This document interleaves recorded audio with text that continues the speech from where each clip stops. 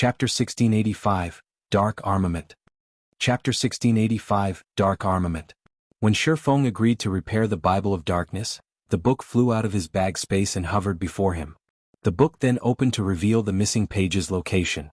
At the same time, the missing page transformed into a black mist that melded with the Bible of Darkness.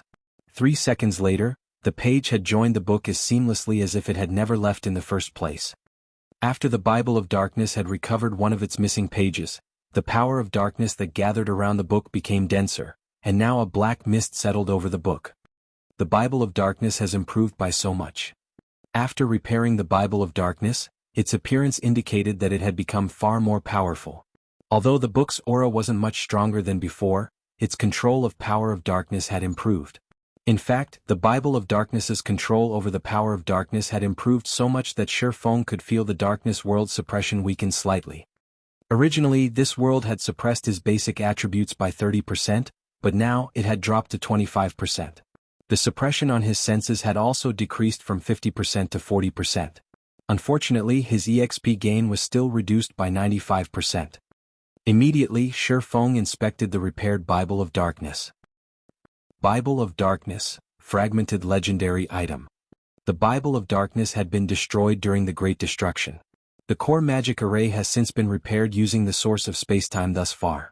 If one can gather the other fragments, they can restore the Bible's power, gaining dominance over all demonic creatures and become the Lord of Demons. Skill 1. Demon Summoning.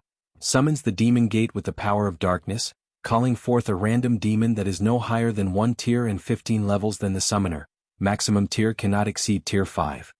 Holder of the Bible of Darkness can command the summoned demon for up to 6 hours. Cooldown, 2 hours 30 minutes.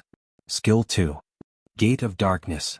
Allows teleportation to the Dark Denver. Can also be used in the Dark Den to teleport to the outside world. Can teleport a maximum of 30 people at a single time. Cooldown, 1 day. Skill 3. Light of Darkness. Strengthen a player with the power of darkness, allowing said player to wield the power of darkness. Can strengthen up to a maximum of 1,500 people. Every player strengthened provides one source of darkness to the wielder of the Bible of Darkness. Skill 4. Power of Darkness.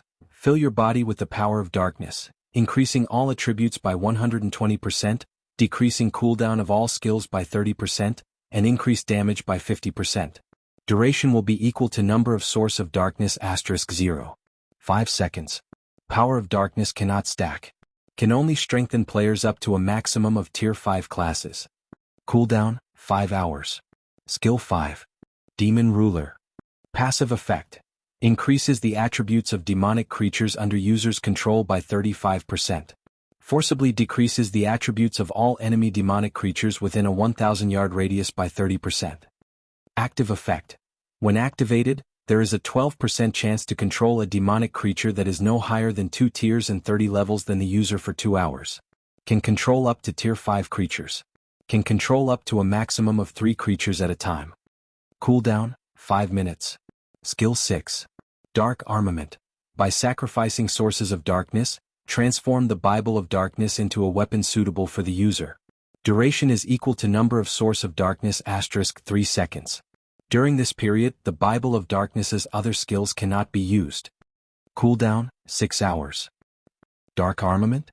The appearance of a new skill had surprised Shifeng. Is this what the missing page contained? He had only expected to find some minor improvements to the Bible of Darkness's skills after incorporating the missing page. He had never thought that the page would add a new skill. Weapons were the foundation of a player's combat power. Players could only wield high attack power with a powerful weapon. At the end of the day, berserk skills were unreliable. On the other hand, a powerful weapon could permanently increase a player's combat power. Although the Bible of Darkness's weapon wouldn't last forever, it could still last up to 75 minutes, which was much longer than any berserk skill. It was enough time for players to end a large-scale battle. After examining the Bible of Darkness for a few more minutes, Shifeng stored it and began to appraise the other items Baphomet had dropped. Of the remaining 34 items, there was 1 Darkness Stone and 6 Darkness Stone fragments. The rest of the items were weapons and equipment, the most valuable of which was a pair of epic ranked boots called the Trickster's Legs. When equipped, the trickster's legs would offer a significant boost to the wearer's movement speed and reaction speed. It was an excellent pair of boots that only level 50 players and above could equip. There were also 5 pieces of level 60 dark gold equipment, 12 pieces of level 60 fine gold equipment, and 9 pieces of level 60 secret silver equipment.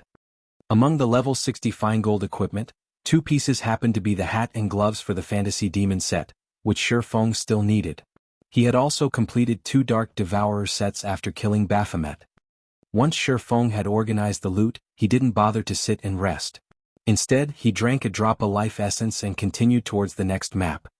After riding the demonic flame tiger for around 10 minutes through the canyon, Shifeng reached a new map. Unlike the barren Dark Sin Canyon he had previously occupied, a tranquil forest dominated this map. Visibility here was also much better than in the Dark Sin Canyon. Even without using his summon demons, he could see up to 50 yards away. Why are the monsters here so low-leveled? When Shifeng had inspected his surroundings with the detection crystal ball, the highest level monsters he had found nearby were only level 60. These monsters were clearly lower leveled than in the Dark Sin Canyon. Did I take the wrong path? The Dark Sin Canyon only had 2 exits. One of them had been completely blocked off, and a guardian boss defended the other. Since he couldn't pass through the sealed exit, he had chosen to kill Baphomet, yet that path had led him to a lower level map. Forget it. This will do. In any case, I'm only trying to grind darkness stones. It'll be easier to kill level 60 Grand Lords. Although Shifeng hadn't expected to reach a lower level map, he welcomed this outcome. It was undoubtedly easier to kill level 60 Grand Lords than it was to kill their level 80 cousins. Furthermore, he wasn't able to do much fighting since he was in a weakened state due to activating his twofold berserk during the fight with Baphomet. For a short period, he wouldn't be able to add adequate combat power to his team. Shifeng then proceeded to lead Anna towards one of the Grand Lords he had discovered with the detection crystal ball. With 3 level 80 tier 3 demons and 1 level 80 golden giant, whose strength rivaled a Grand Lord of the same level, defeating a level 60 Grand Lord would be a piece of cake. With Anna and the 3 heroic spirits' assistance, the fight against the Grand Lord ended quickly. Shifeng hadn't even needed to do anything throughout the fight. Time passed quickly, and before Shifeng had realized it, he had grinded in the tranquil forest for over a day and wiped out all of its Grand Lords. Now he had 93 Darkness Stones and 847 Darkness Stone fragments. With the Philosopher's Stone's 100% synthesis success rate, he would have no problems collecting 100 Darkness Stones. The full day of grinding had also pushed Shifeng to 84% of level 65. If not for the reduced EXP gain, he would have long since reached level 66. Even so, his leveling speed was incredibly efficient. But compared to his leveling speed, the loot he had acquired from the bosses he had killed was truly amazing.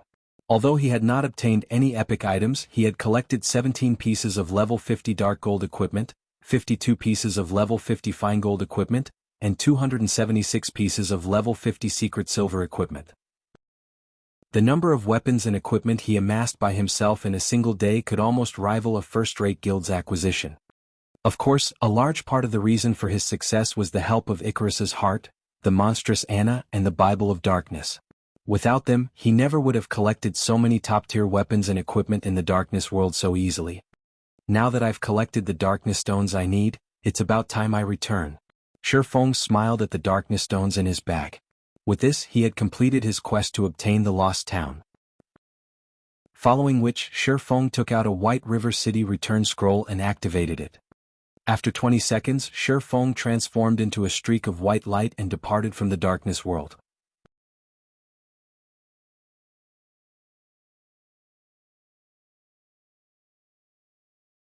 They all admired Heaven's Burial's prowess. Although Zero Wing was impressively powerful, Heaven's Burial was a step ahead of its rival. The Stoneclaw Mountains have been sealed? Shifeng could not help his surprise. He had seen guilds seal off maps before, but those seals had only blocked communication and disabled return scrolls. Based on what he had just heard, the seal on the Stoneclaw Mountains even prevented players from leaving on foot. This was an extremely difficult feat, not even he could accomplish the same effect. In the past, only the various superpowers had used such seals when targeting certain apex experts or trying to capture enemy guild cities. Shifeng immediately turned back towards the teleportation hall and teleported to Starmoon City. He then hurried towards Stone Forest Town. Meanwhile, the normally blue sky over the Stoneclaw Mountains had dulled to a dismal gray. A barrier of evil energy had enveloped the entire map, and while inside this barrier, players' stamina and concentration would be sapped away, even if they did nothing but stand in place. Their minds also felt foggy due to the barrier's power. In contrast, the evil demons inside the barrier were in their element. Both their movement and intellect had improved as had their basic attributes. Standing on one of Stone Forest Town's walls, Aqua Rose watched the swarm of monsters and players gather some distance away with a somber expression. Suddenly, a level 50 ranger clad in blue walked up to Aqua Rose and reported, "Vice Guild Leader Aqua, based on our scouts' observations, another player army has entered the barrier. By the looks of it, they seem to be from Blackwater.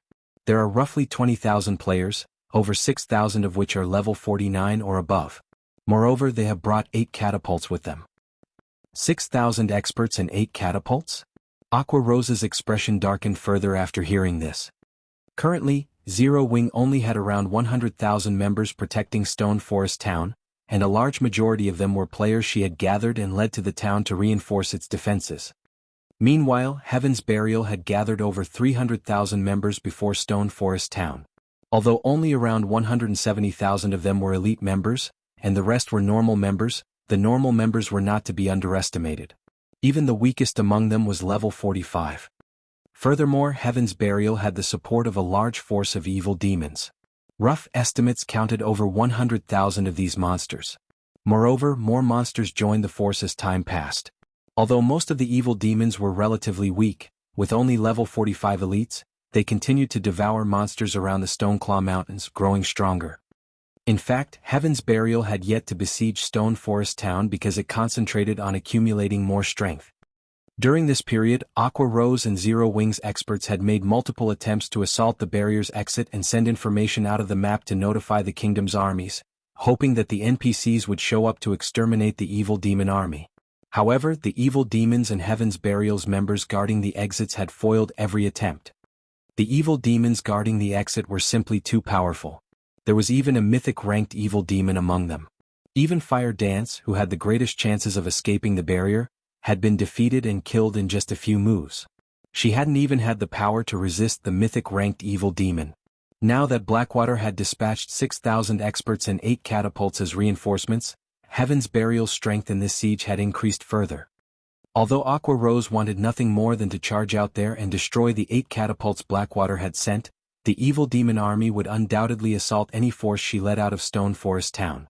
By leaving the town, they'd simply nourish the evil demons, ultimately helping Heaven's Burial capture Stone Forest Town. Vice Guild Leader Aqua, I suggest that you give up this struggle.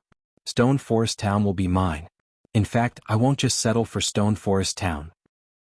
I'll take Zero Wing City as well. Listen up, Zero Wing members. You do well to abandon any hope of winning this war and withdraw from your guild now. Staying will only spell your doom once my monster army charges into Stone Forest Town. We've already sealed off the Stoneclaw Mountains, so even in death, none of you will leave this place alive. You'll only die again and again. So, withdraw from your guild while you still have the chance. Singular Burial announced with a voice amplification device as he watched Aqua Rose on the town's ramparts. You should also know that currently Blackwater's army and another army of evil demons are on their way. Once they arrive, not even Heaven will be able to save you. The players in Stone Forest Town fell silent after listening to Singular Burial's declaration with solemn expressions. Are we going to fall just like this? Everything Singular Burial had said seemed true. All they could do now was wait for death to reach them. Suddenly, a figure appeared above the town before a deep voice echoed throughout the area, reaching Stone Forest Town and Heaven's Burial's army and ingraining its question into everyone's minds. Is that so? Chapter 1687, Strong Reversal. Chapter 1687, Strong Reversal. As the deep voice from above reached the players, everyone turned towards it. Black Flame? The Sword King? Everyone quickly discovered a cloaked man hovering in the air. The man carried 2 long swords at his waist and radiated a majestic aura. Upon recognizing this man's appearance, many players gasped in surprise. This man had been responsible for so many miracles already. From killing an enemy commander while surrounded by an army of thousands to deterring an army of tens of thousands single-handedly, This man had defied common sense. He had even slain one well-known expert after another and wounded multiple superpowers.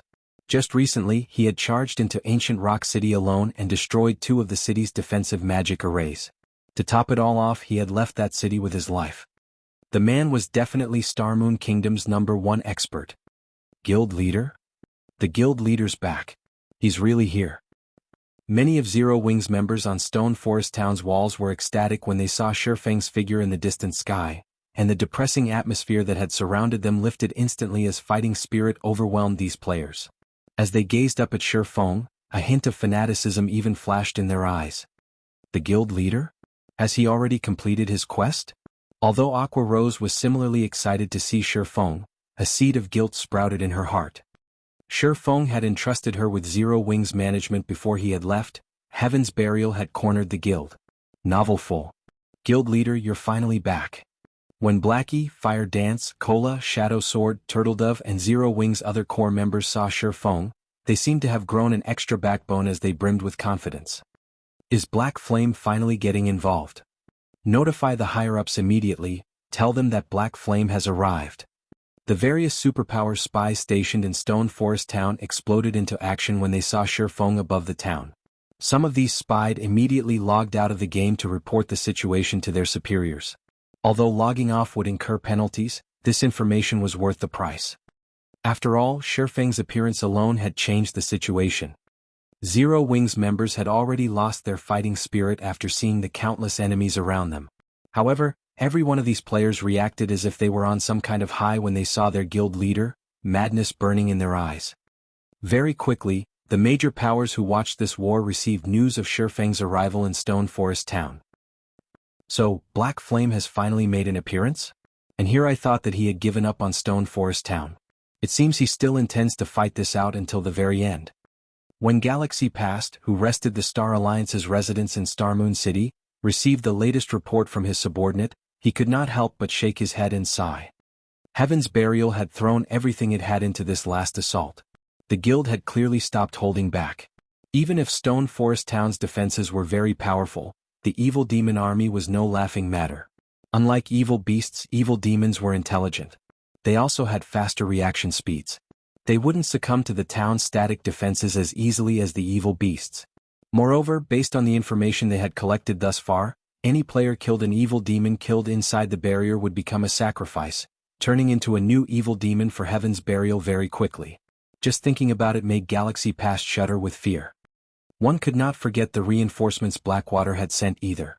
8 catapults could inflict devastating damage to Stone Forest Town. Not only did they deal high damage, but they also had an extremely long attack range. Even Zero Wing's movement-type defensive magic array would only last a few hits from these weapons of war. Meanwhile, in a high-class restaurant in the Black Dragon Empire. Interesting. Black Flame really is a suicidal bastard. Nine Dragons Emperor's lips curled into a smile when he saw the video his subordinate had sent him. Zero Wing is truly finished now. I can't wait to see what Phoenix Rain plans to use to compete against me for Thunder Island in the next contest. In contrast to Nine Dragons Emperor's reaction, when Phoenix Rain read the latest report on the war between Heaven's Burial and Zero Wing from her position on Thunder Island, her expression darkened. Why is he such a fool? Phoenix Rain was at a loss for words. Heaven's Burial had obviously sealed Stone Forest Town to massacre Zero Wing's members. It was bad enough that Zero Wing had sent most of its main force members and expert players to the town to defend it, but now even Shifeng, Zero Wing's guild leader, had fallen into this trap. The wisest decision would be to abandon Stone Forest Town and conserve as much of the guild's strength as possible to protect Zero Wing City. The city had already become the guild's core, but if its guild leader were killed while protecting Stone Forest Town, it would deal a massive mental blow to the guild.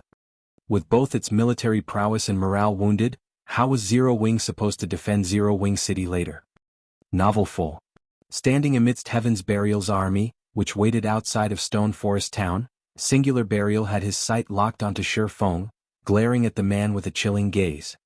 Due to Black Flame, the foundation he had built for the future Heaven's Burial Empire had been utterly destroyed. If Black Flame hadn't destroyed Ancient Rock City's defensive magic arrays, the various superpowers wouldn't have sieged the city, forcing him to sacrifice his city to the evil god's branch temple. However, it was his turn to share the feeling of destruction with Zero Wing. Black Flame, your words sure are bold.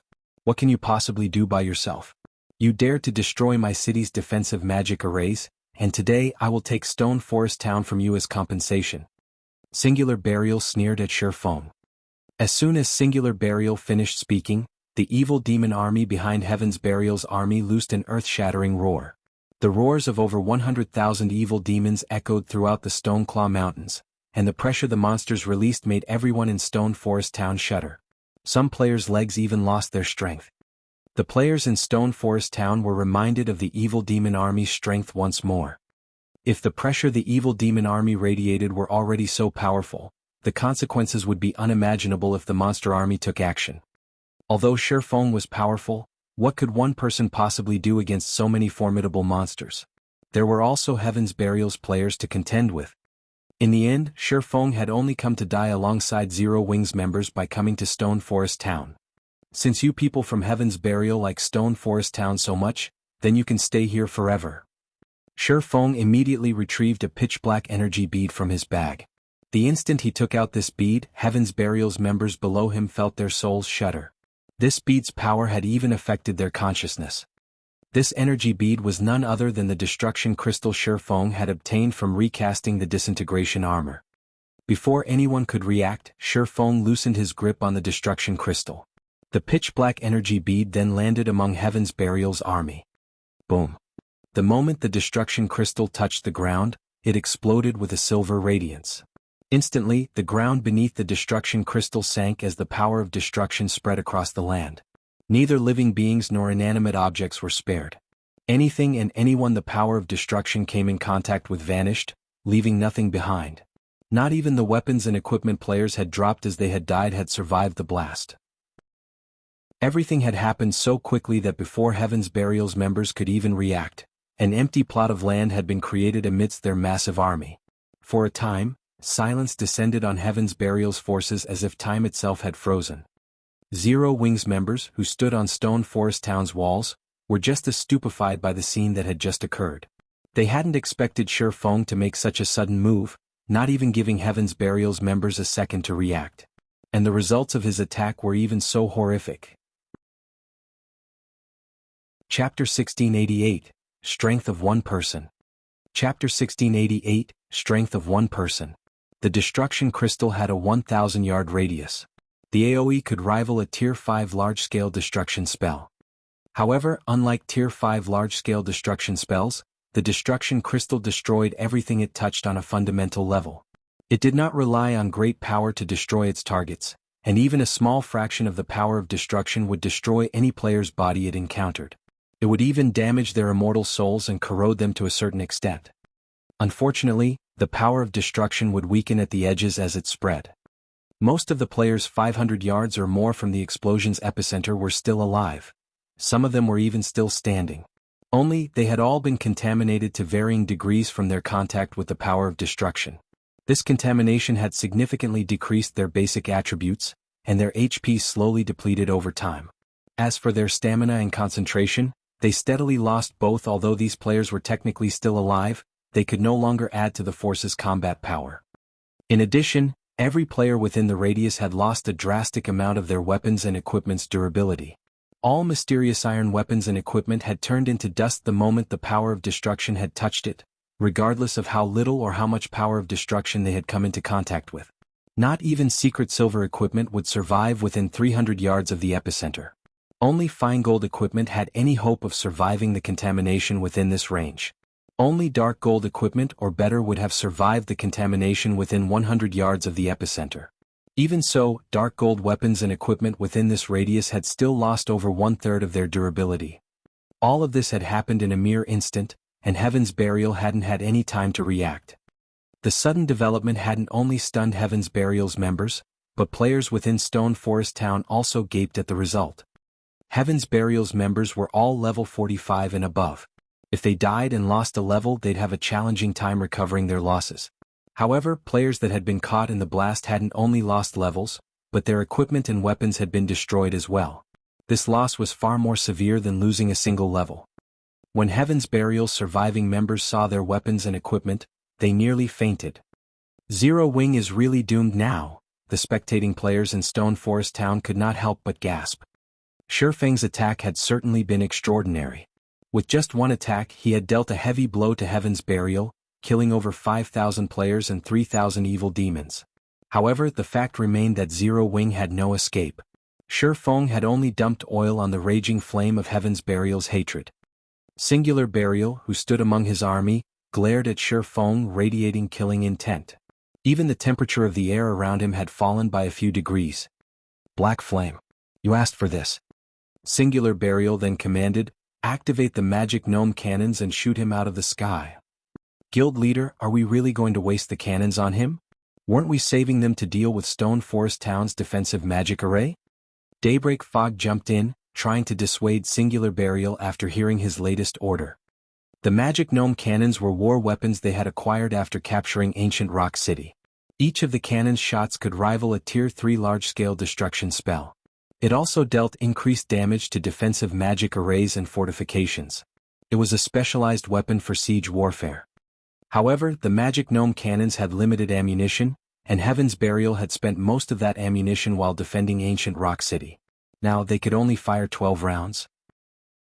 Using that ammo on a single target, a player at that, was unwise.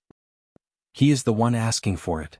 Singular Burial growled madly, adamant that his command be carried out. Hearing Singular Burial's decisive tone, his guild member realized how furious the man was. The players manning the magic gnome cannons at the rear of Heaven's Burial's forces then aimed the weapons at Shifeng and fired. Boom! As the first cannon went off, a beam of dark blue light flew toward Shifeng, reaching its target in the blink of an eye. The energy beam contained so much power that even the space around it trembled. Crap. Singular Burial has lost his mind. He's actually using a war weapon to deal with a single player. Black Flame is dead for sure this time. That attack should have a 100-yard radius at the very minimum. No player can dodge that. The players watching from within Stone Forest Town were stupefied. War weapons generally had very long cooldowns, and the stronger the weapon was, the longer its cooldown would be. Hence, for efficiency, such weapons were generally used against dense crowds. It was a luxury to fire a war weapon at a single player. Just as the dark blue energy beam was about to smash into Shifeng, he activated Heavenly Dragon's power, increasing his HP by 500%, defense by 300%, strength by 150%, and agility by 60%. The intensity of his aura instantly skyrocketed, and it felt as if some primordial beast had just woken from a long sleep. Following which, Shifeng swung Killing Ray towards the incoming energy beam. Lightning Edge. Countless arcs of lightning flew from Shifeng's blade, forming a long blue river that collided with the incoming energy beam. When the attacks collided, a brilliant radiance illuminated the battlefield. While everyone was momentarily blinded, a strong gust of wind pushed at them. Heaven's Burial's members standing near the collision were even forced to retreat several yards. After the two attacks fought for supremacy, the magic gnome cannon's energy beam devoured the river of lightning and proceeded to devour Shifeng. However, before Singular Burial could cry out in joyous victory, the smoke in the sky scattered and revealed Shifeng's still living figure. Shifeng was actually alive and still hovering in the air. In fact, he was nowhere near dead. He had only lost around 1/8 of his HP. He didn't die. How is that possible? Seeing Shifeng alive and kicking, the players watching from Stone Forest Town were dumbfounded. The eyes of Heaven's Burial's members nearly fell from their sockets when they saw the result of the attacks. How is this possible? Did he use some invulnerability skill? No, that can't be right, he has lost HP. But, if he didn't use an invulnerability skill, why did he only lose a little HP? For a moment, Singular Burial failed to comprehend what had just happened. He had considered the possibility that Shifeng may have a few methods to dodge the magic gnome cannon's attack. For example, the enemy swordsman could use an invulnerability skill or a Tier 3 defensive magic scroll to block the energy beam. He could also use the teleportation skill he had used many times in the past. However, of all the possibilities he had considered, none of them included Shifeng receiving the attack head-on. Continue firing. I refuse to believe he can endure. Singular Burial gave out the command to attack again, gritting his teeth. The magic gnome cannon had a 45-second cooldown, but Heaven's Burial had secured 3 magic gnome cannons from ancient Rock City. They still had 2 more they could rely on. Suddenly, another magic gnome cannon fired at Shifeng. Boom. Once more, a dark blue energy beam threatened to devour the hovering swordsman. This time, however, Shifeng did not use an AoE skill. Instead, he activated Flame Burst and used Killing Ray to block the energy beam. Once the energy beam had passed, Shifeng had slid back nearly 20 yards before he stabilized his position in the air. He also lost close to 1/6 of his maximum HP. Although he had fared worse than before, he was still alive and well. Attack. Continue attacking him. Singular Burial commanded, madness flashing in his eyes. The third magic gnome cannon fired immediately. Seeing another dark blue energy beam approach, Shifeng moved forward to meet it. Boom. As the smoke scattered, Shifeng remained in the air. He also still had more than 50% of his HP. Is that it? Shifeng asked as he leisurely dusted himself off. Glancing at Singular Burial, he chuckled and wondered aloud, "Are you telling me that this is all Heaven's Burial is capable of?" Silence fell on the battlefield as everyone watched Shifeng. Chapter 1689, Summoning a High Demon. Chapter 1689, Summoning a High Demon. How is this possible? Horror filled Singular Burial's eyes as he stared at Shifeng. He was very familiar with the magic gnome cannon's power, and he simply couldn't accept the fact that Shifeng had just taken 3 hits head-on and survived, much less held on to more than 50% of his HP. Even a tier 2 metric tons would be vaporized, even after activating a life-saving skill, if they were struck by the magic gnome cannons.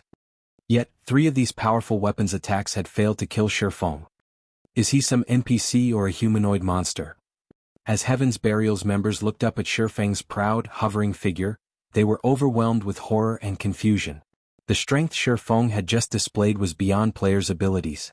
This kind of power lingered in the realms of NPCs and monsters. When they thought about how they were supposed to fight such a monster, a chill crawled down their spines.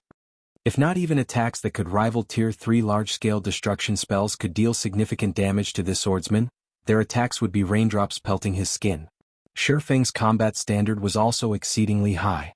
He wouldn't simply let them attack him like a common monster. If Shifeng charged into their army's ranks, the consequences would be unimaginable. Meanwhile, Stone Forest Town had become eerily silent after its players had witnessed the failed bombardment. So, this is the strength of Starmoon Kingdom's #1 expert. Although they knew that Shifeng was Starmoon Kingdom's publicly acknowledged #1 expert and that they were definitely no match for the Sword King, they had never dreamed that the man was this powerful. Being able to face weapons of war was a feat beyond players.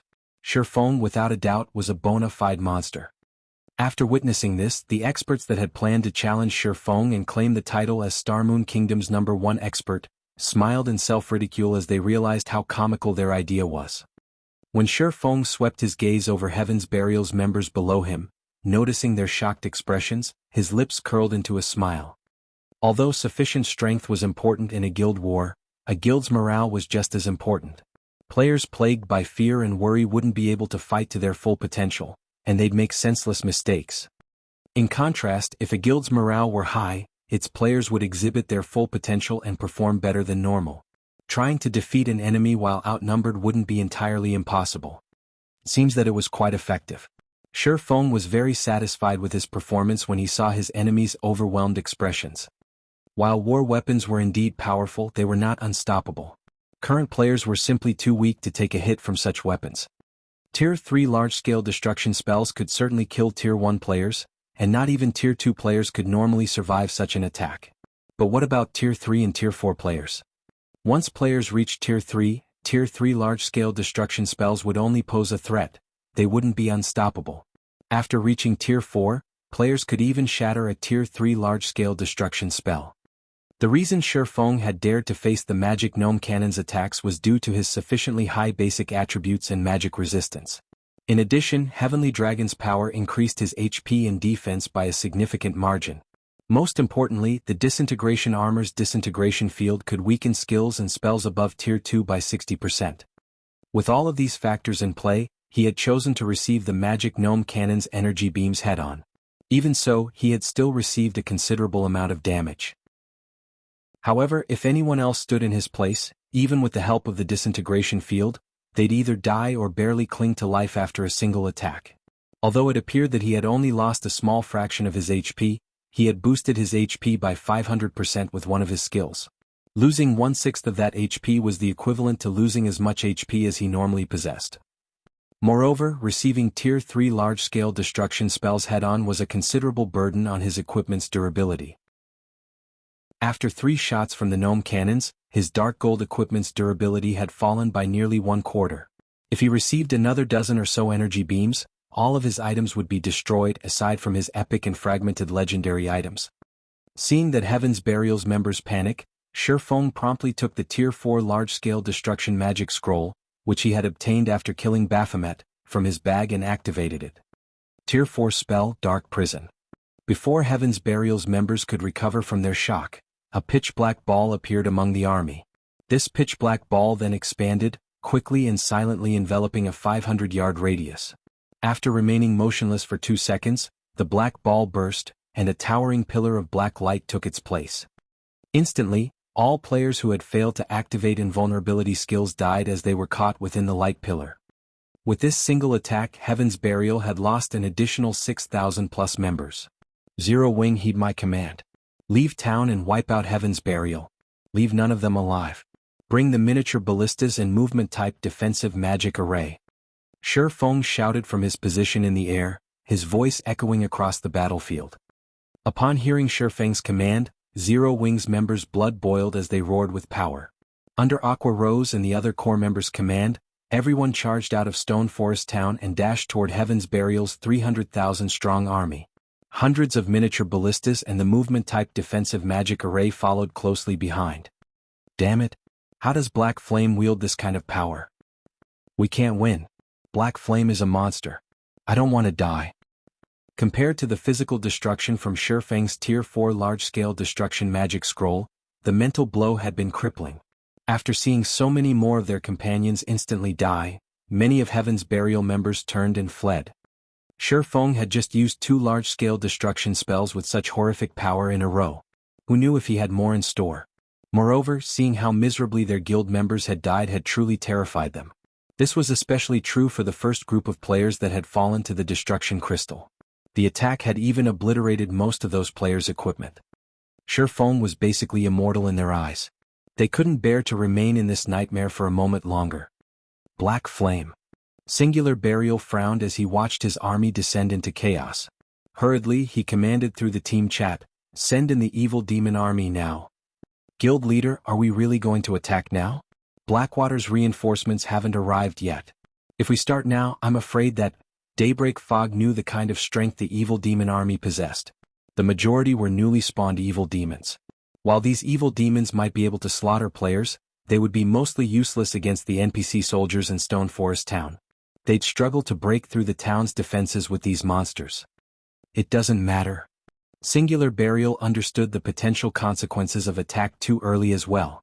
However, if they did nothing to recover from the mental blow Zero Wing had just dealt, facing the enemy guild would become even more difficult. However, very quickly, Singular Burial revealed a sneer as he said, "Zero Wing's members have taken the initiative to leave the town. This is the perfect opportunity to annihilate them. Notify Flame Blood to send in the mythic-ranked evil demons and beasts." Understood. Daybreak Fog recognized Singular Burial's reasoning. Immediately, she contacted Flame Blood and ordered him to take action. Immediately, a commotion occurred within the nearby forest. Within seconds, 1 level 80 mythic-ranked evil demon and 4 level 80 mythic-ranked evil beasts emerged. As they appeared, their deafening roars reached the battlefield. The pressure they exuded even stole the breath from the nearby Heaven's Burial members. The sudden inclusion of these mythic-ranked evil beasts and demon discouraged Zero Wing's members. In contrast, some of Heaven's Burial's morale returned. "Black Flame, it's time to pay for your arrogance." Singular Burial smirked when he saw that Zero Wing's army had already moved a considerable distance away from Stone Forest Town. With a wave of his hand, he commanded the mythic-ranked evil beasts and evil demon to charge into Zero Wing's ranks. Shifeng then returned to the ground. Once he landed, he pulled a crystal ball with a golden glow from his bag. "Come, Baphomet," Shifeng shouted. At the same time, 5,000 magic crystals vanished from his bag space. Chapter 1690, Mythic Showdown. Chapter 1690, Mythic Showdown. After sacrificing 5,000 magic crystals to activate the High Demon's soul, a gigantic magic array formed before Shifeng. However, unlike other magic arrays, this one did not absorb mana from its environment. Rather, power of darkness gushed from the array and flooded its surroundings as if it were a portal to the darkness world. The dense power of darkness quickly formed a layer of dark mist around the magic array. It was so dense that it even dispersed the ambient evil energy. After 3 seconds of this process, the black mist concentrated into a colossal form. The moment the mist began to coalesce into this gigantic form, it radiated an overwhelming aura that spread into its surroundings. Moreover, as the body took shape, its aura became stronger. After another 5 seconds, Baphomet's 30-meter-tall frame arrived on the battlefield. However, unlike the Baphomet Shifeng had killed, this Baphomet was multitude stronger. The previous Baphomet had merely been a level 73 Grand Lord, but the monster before Shifeng was level 80 Mythic ranked High Demon. Moreover, due to the Bible of Darkness's Demon Ruler skill, Baphomet's basic attributes increased by another 35%. Baphomet High Demon Mythic. Level 80. HP 324, 000, 000/324, 000, 000. When the evil demon army was within 100 yards of Zero Wing's army, Baphomet stopped the ground lightly and disappeared. The High Demon instantly reappeared before the evil demons before swiping one of its clawed hands at the monster army. Boom. Suddenly, all evil demons within 20 yards of Baphomet flew backward. All elite and special elite ranked evil demons within Baphomet's attack range were instantly obliterated. Even the chieftain ranked evil demons clung onto life with a small strand of HP. So strong. Zero Wing's members who were charging into battle could not help but gasp when they saw this. It was obvious that the swipe had been one of Baphomet's normal attacks. The High Demon hadn't used an AoE skill, yet it had instantly destroyed several dozen evil demons. The resulting impact had even flattened the previously uneven ground before the High Demon. Naturally, Baphomet didn't give its enemies the time to react as it swung its other clawed hand. Boom. Once more, dozens of evil demons died. Several Lord-ranked evil demons flew through the air as they sustained heavy injuries. For a time, Baphomet continued on an unstoppable rampage. The High Demon massacred the evil demons as if it were squashing on ants. Although the nearby evil demons had tried to retaliate, Baphomet had barely taken damage. The chieftain-ranked evil demons only dealt around -300 damage to the High Demon, whereas the Lord-ranked evil demons dealt around -1000 damage. These attacks weren't even a scratch to Baphomet. With its battle recovery, Baphomet regained 3,240,000 HP every 5 seconds. Furthermore, the evil demons didn't have long-ranged attacks. At most, they could launch a few mid-ranged attacks. Although Baphomet was massive, only 200 or so evil demons could attack it at one time. Even if Baphomet stood there and did nothing, the evil demons couldn't kill it. In the few seconds since Baphomet had joined the battlefield, the High Demon had killed hundreds of evil demons. Among them, over 24 had been chieftains and 1 had been a lord. Although the loss was insignificant compared to Heaven's Burial's 100,000-strong force of evil demons, Singular Burial's expression twisted as he watched the High Demon's slaughter. He had never expected Zero Wing to have a trump card like this. He had assumed that Zero Wing would summon divine dragons as it had during their previous war. If that were the case, he intended to sneak the mythic-ranked evil demons past Zero Wing's defenses to target the magic array that summoned the dragons directly. However, it was a different story if Shifeng summoned a mythic monster with an item. Dealing with Baphomet wouldn't be easy. Send 2 mythic evil beasts to hold that demon back. The mythic evil demon will go after Black Flame. I want to see how Zero Wing intends to defeat us. Singular Burial commanded. Evil demons were best against players. Although Shifeng was not an easy target, he was a small pest, slightly larger than his companions before a mythic-ranked evil demon. 2 of the 4 mythic-ranked evil beasts turned toward Baphomet, whereas the mythic-ranked evil demon charged at Shifeng. However, before the evil demon could reach Shifeng, a gigantic figure intercepted it.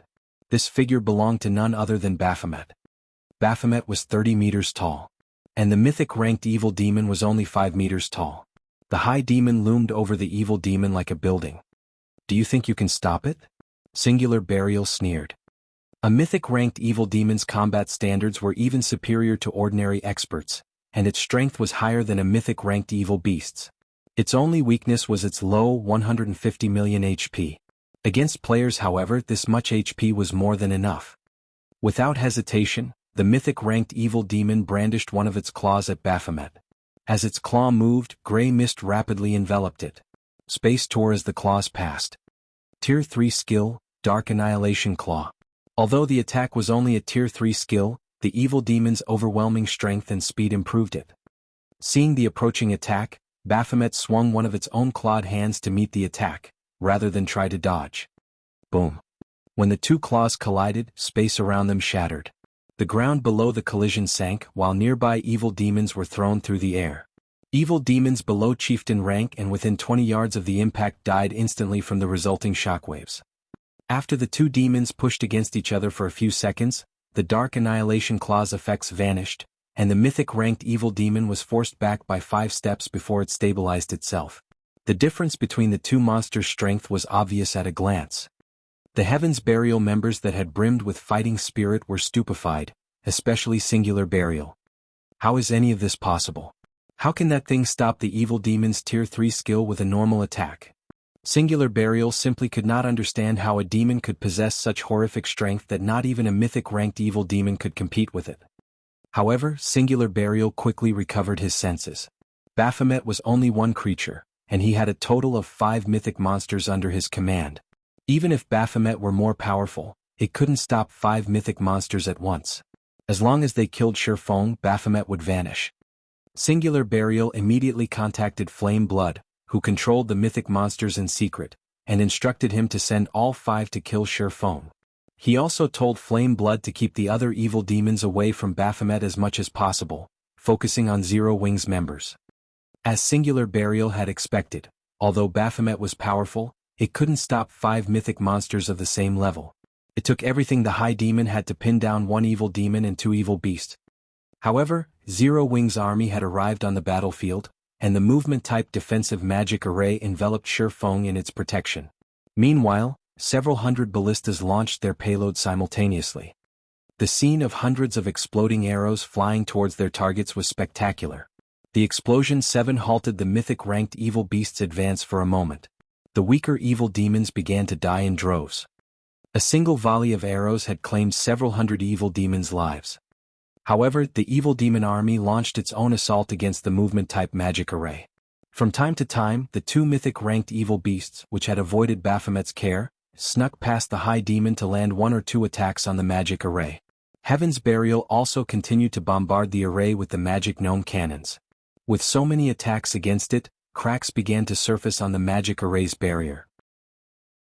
Fortunately, the array quickly repaired itself, and after this continued for several minutes, Zero Wing had no choice but to replenish the movement-type defensive magic array's energy reserves. Is still standing? Envy flashed in Singular Burial's gaze as he watched the movement-type defensive magic array. Although it wasn't as strong as the barrier around a city, it could be reactivated the moment after it shattered. So what if you can withstand the evil demon army for now? How many magic crystals can you afford to spend? Heaven's Burial, charge. Zero Wing won't last much longer. Singular Burial shouted. Heaven's Burial's members could also see that, although Black Flame's previous performance had been stunning, Zero Wing couldn't avoid annihilation. When Zero Wing's members heard Singular Burial's shout, their expressions darkened. The evil demon was already a formidable force. If Heaven's Burial's players joined the fray. Sure enough, I'm pushing my luck by relying on 1 Baphomet. The battle's current state didn't particularly surprise Shurfeng. Fortunately, Zero Wing City had accumulated quite a number of magic crystals lately. Following which, he retrieved the High Demon's soul from his bag and sacrificed another 5,000 magic crystals to it. Another gigantic magic array joined the battlefield, and after a few seconds, a new Baphomet manifested within the movement-type defensive magic array. Black Flame can summon another one? This is some trick, right? As Heaven's Burial's members began their charge, they slid to a halt as they gaped at the new Baphomet in utter shock. Chapter 1691, Chaotic Battlefield. Chapter 1691, Chaotic Battlefield. Baphomet's 30-meter-tall figure was eye-catching inside the movement-type defensive magic array. The players standing around it looked like ants, and the High Demon was difficult to miss.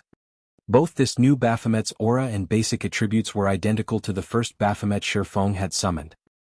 He can actually summon two such powerful monsters. Singular Burial and Heaven's Burial's upper echelons looked on in abject horror. They had already witnessed Baphomet's power. Not only did the High Demon have more strength than both the Mythic-ranked Evil Demon and the Evil Beasts, but it could also tank one Mythic Evil Demon and two Mythic Evil Beasts by itself. Even the other two Mythic-ranked Evil Beasts struggled to find opportunities to sneak past the first Baphomet to attack Zero Wing. To put it simply, Baphomet's basic attributes and combat standard were already horrific. Yet, another monster of its caliber had joined the battle. This raised Zero Wing's combat potential to the next level. When the second Baphomet had manifested, some of Zero Wing's members who had begun to despair cheered. The two Mythic-ranked Evil Beasts were the biggest problem they faced, but now that a second Baphomet had joined them, they wouldn't need to worry about any of the Mythic monsters.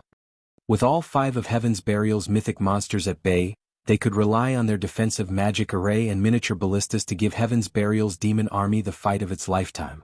Novel full. Suddenly, the second Baphomet vanished and reappeared before one of the two unhindered Mythic-ranked Evil Beasts. Baphomet then swung its clawed hand at the Evil Beasts. Boom. The impact forced the level 80 Mythic Evil Beast to retreat several steps. Noticing the new, powerful foe, the other Mythic Evil Beast turned and headbutted Baphomet. Rather than dodge the incoming attack, Baphomet stomped the ground and swung its other claw, easily stopping the Evil Beast's all-out attack. The resulting impact pushed the Evil Beast back by several steps. The difference in strength between both sides was obvious at a glance. For a time, the two Baphomets pinned down Heaven's Burial's 5 Mythic monsters, giving the monsters no opportunity to attack the movement-type defensive magic array. As a result, Heaven's Burial's damage against the array drastically decreased. Even with the rest of the Evil Demon army attacking desperately, the depletion of the magic array's energy reserves slowed. Now, it would take far more time to drain the defensive magic array's energy. Furthermore, Zero Wing's members could replenish the reserves at any given moment.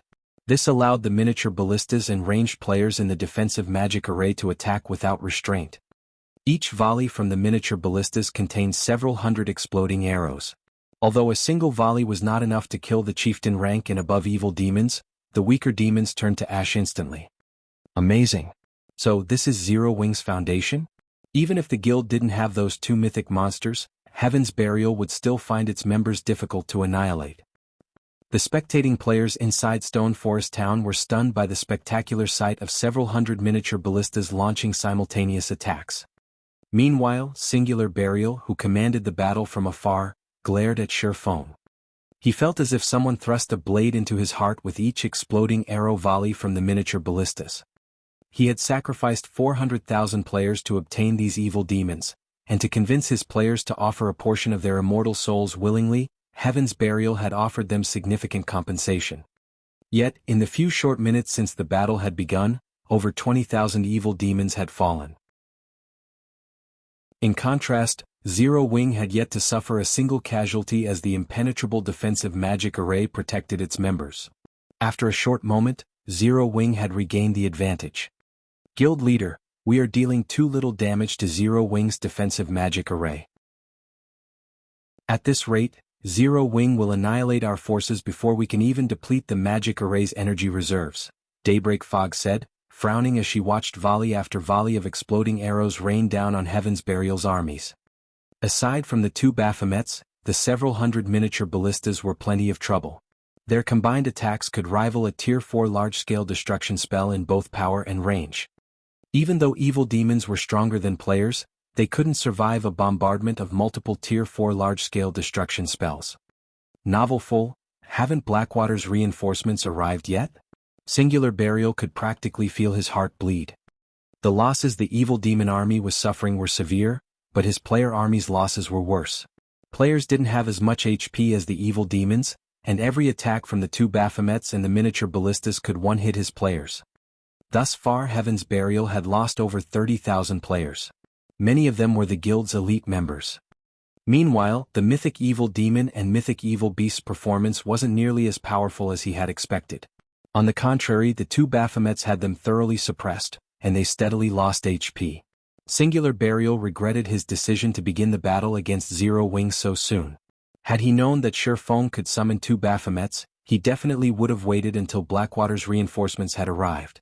With Blackwater's catapults, destroying Zero Wing's defensive magic array would be much easier.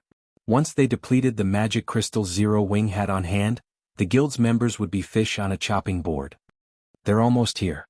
They'll arrive in 6 or 7 minutes, Daybreak Fog reported after contacting one of Blackwater's representatives.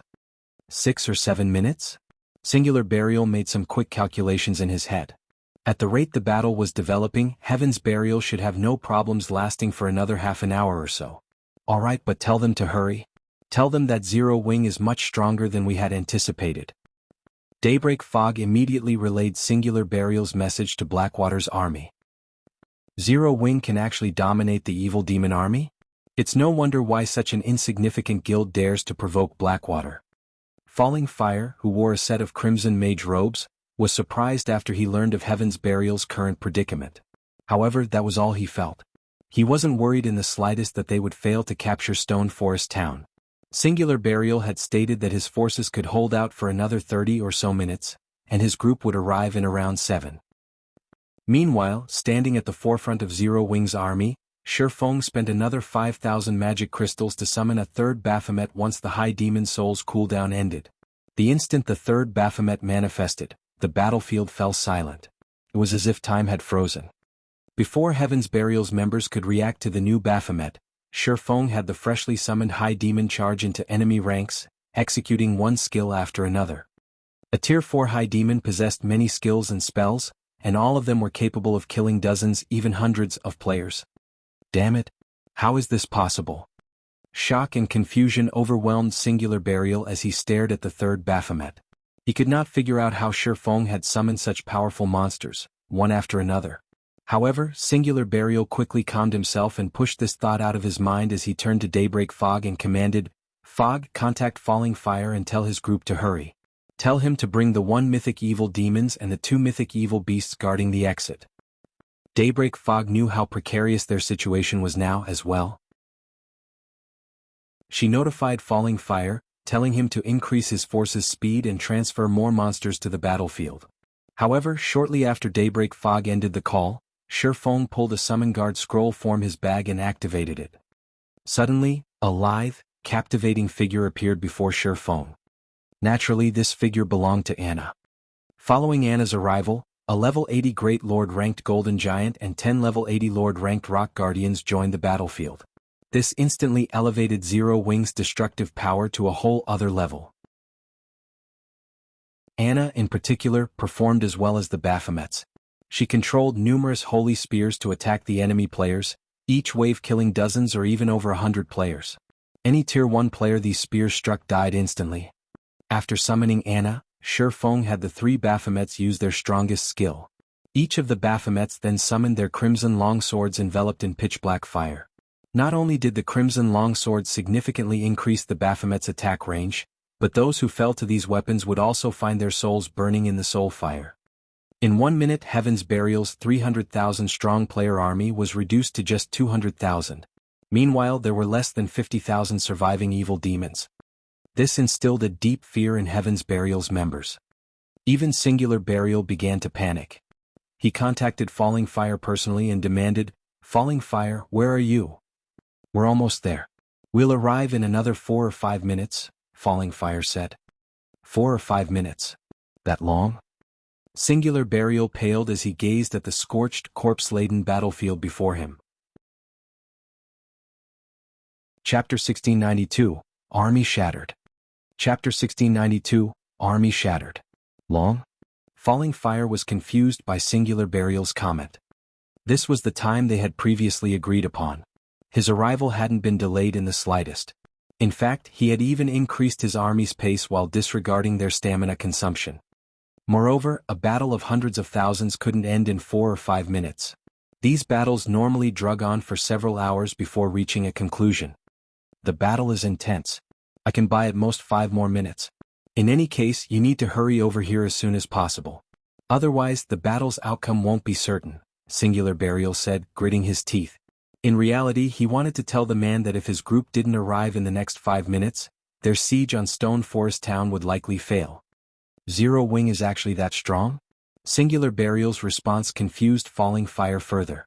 Although Heaven's Burial had incurred heavy losses while defending ancient Rock City, its remaining combat power could not be underestimated. Heaven's Burial also had command of over 100,000 evil demons. However, Falling Fire did not bother to ruminate over the matter as he nodded and said, "All right, I'll increase my force's speed to its maximum. We'll arrive in 4 minutes at most." 4 minutes? Singular Burial breathed a sigh of relief. If he organized his current forces, they should still have enough strength to defeat Zero Wing's army and capture Stone Forest Town. Singular Burial immediately disconnected the call and commanded his armies to retreat from the battlefield slowly. At the same time, he ordered some of his players to use magic arrays to buy time. He even used the 6 Tier 3 summoning scrolls and a large number of Tier 3 control magic scrolls Heaven's Burial had gone to great lengths to collect to stop the 3 Baphomet's rampant slaughter. Although Tier 3 control magic scrolls could not stop Tier 4 mythic monsters completely, Singular Burial could use them to limit the monster's mobility. As the Tier 3 control magic scrolls activated, one after another, magic arrays began to appear above and below the 3 high demons. Barriers, vines, and chains then emerged and restricted the Baphomet's strength and mobility. Black Flame, I'll admit that you are amazing to have forced me to use all of Heaven's Burial's trump cards, but in another 4 minutes, Zero Wing will meet its doom. Singular Burial shot Shifeng a cold glare as he watched Zero Wing's army push forward. The strength Zero Wing had displayed in this battle had greatly exceeded his expectations.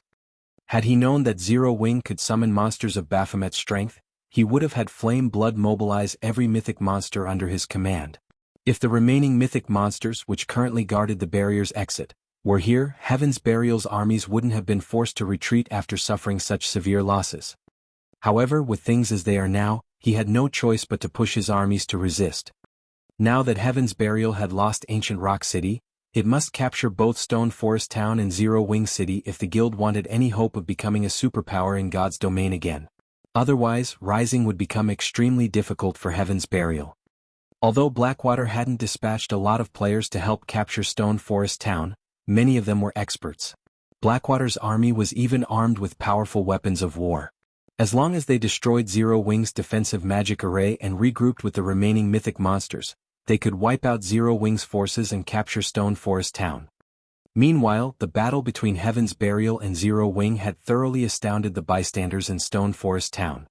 Strong. Too strong. This battle was no longer a simple guild war. It looked like a war between kingdoms. All sorts of mythic monsters had been dispatched to add to the army's combat power. Each side used Tier 3 and Tier 4 magic scrolls one after another. The experts that ordinary players like them normally looked up to were insignificant here. All of these players finally understood what a real guild war looked like. The guild wars they had witnessed previously were child's play compared to this. The war between Zero Wing and Heaven's Burial was no longer a simple competition between players. It had become a war in which both guilds used everything they had to finish each other off. Both guilds had staked their continued existence on this war. No one had expected the battle to reach these heights.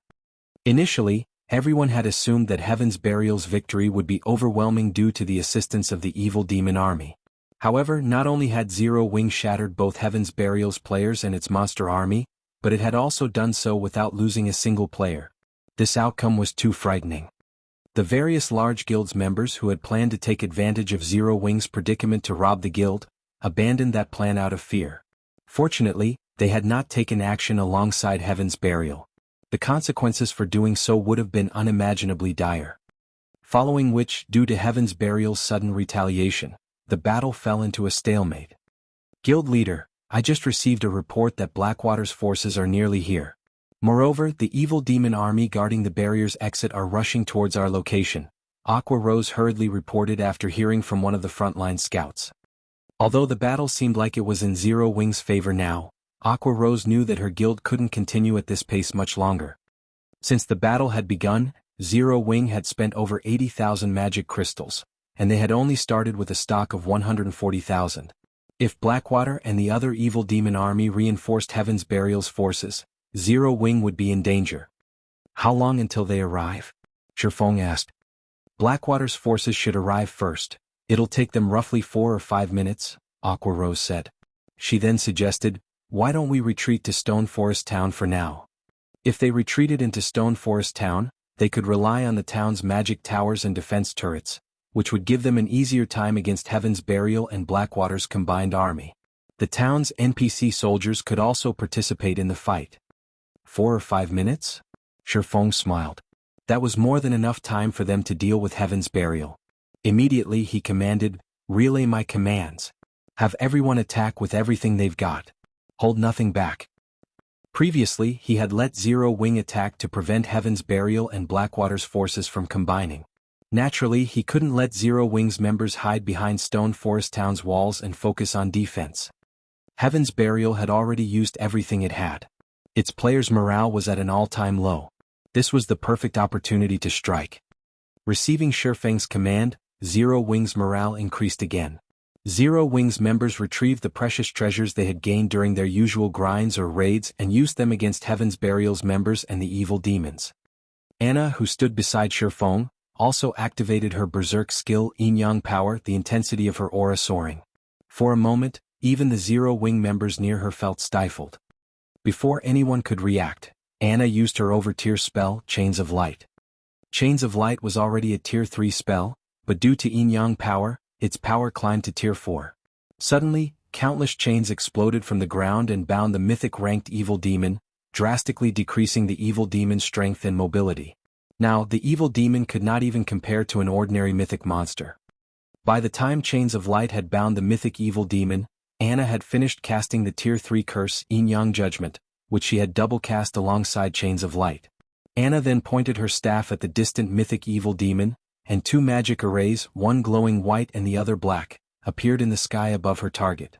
Under her command, a holy spear dropped from above, sliding through the defenseless mythic evil demon's body. Boom. The world shook as a brilliant black-white pillar devoured the evil demon. -7,451,374. In one hit, the mythic evil demon had lost a significant chunk of its HP and was covered in wounds and scorch marks. The evil demon looked miserable. At the same time, it fell into a heavily injured state, reducing its combat power and defense. Now, it was only as powerful as an ordinary Grand Lord. The scene stunned every player on the battlefield.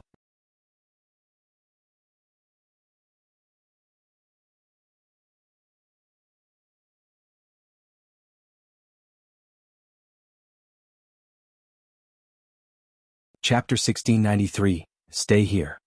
Chapter 1693, Stay Here. Heaven's Burial lost? How did it happen so quickly? Falling Fire was stupefied when he heard Daybreak Fog's final sentence. He simply could not fathom how such an outcome had occurred.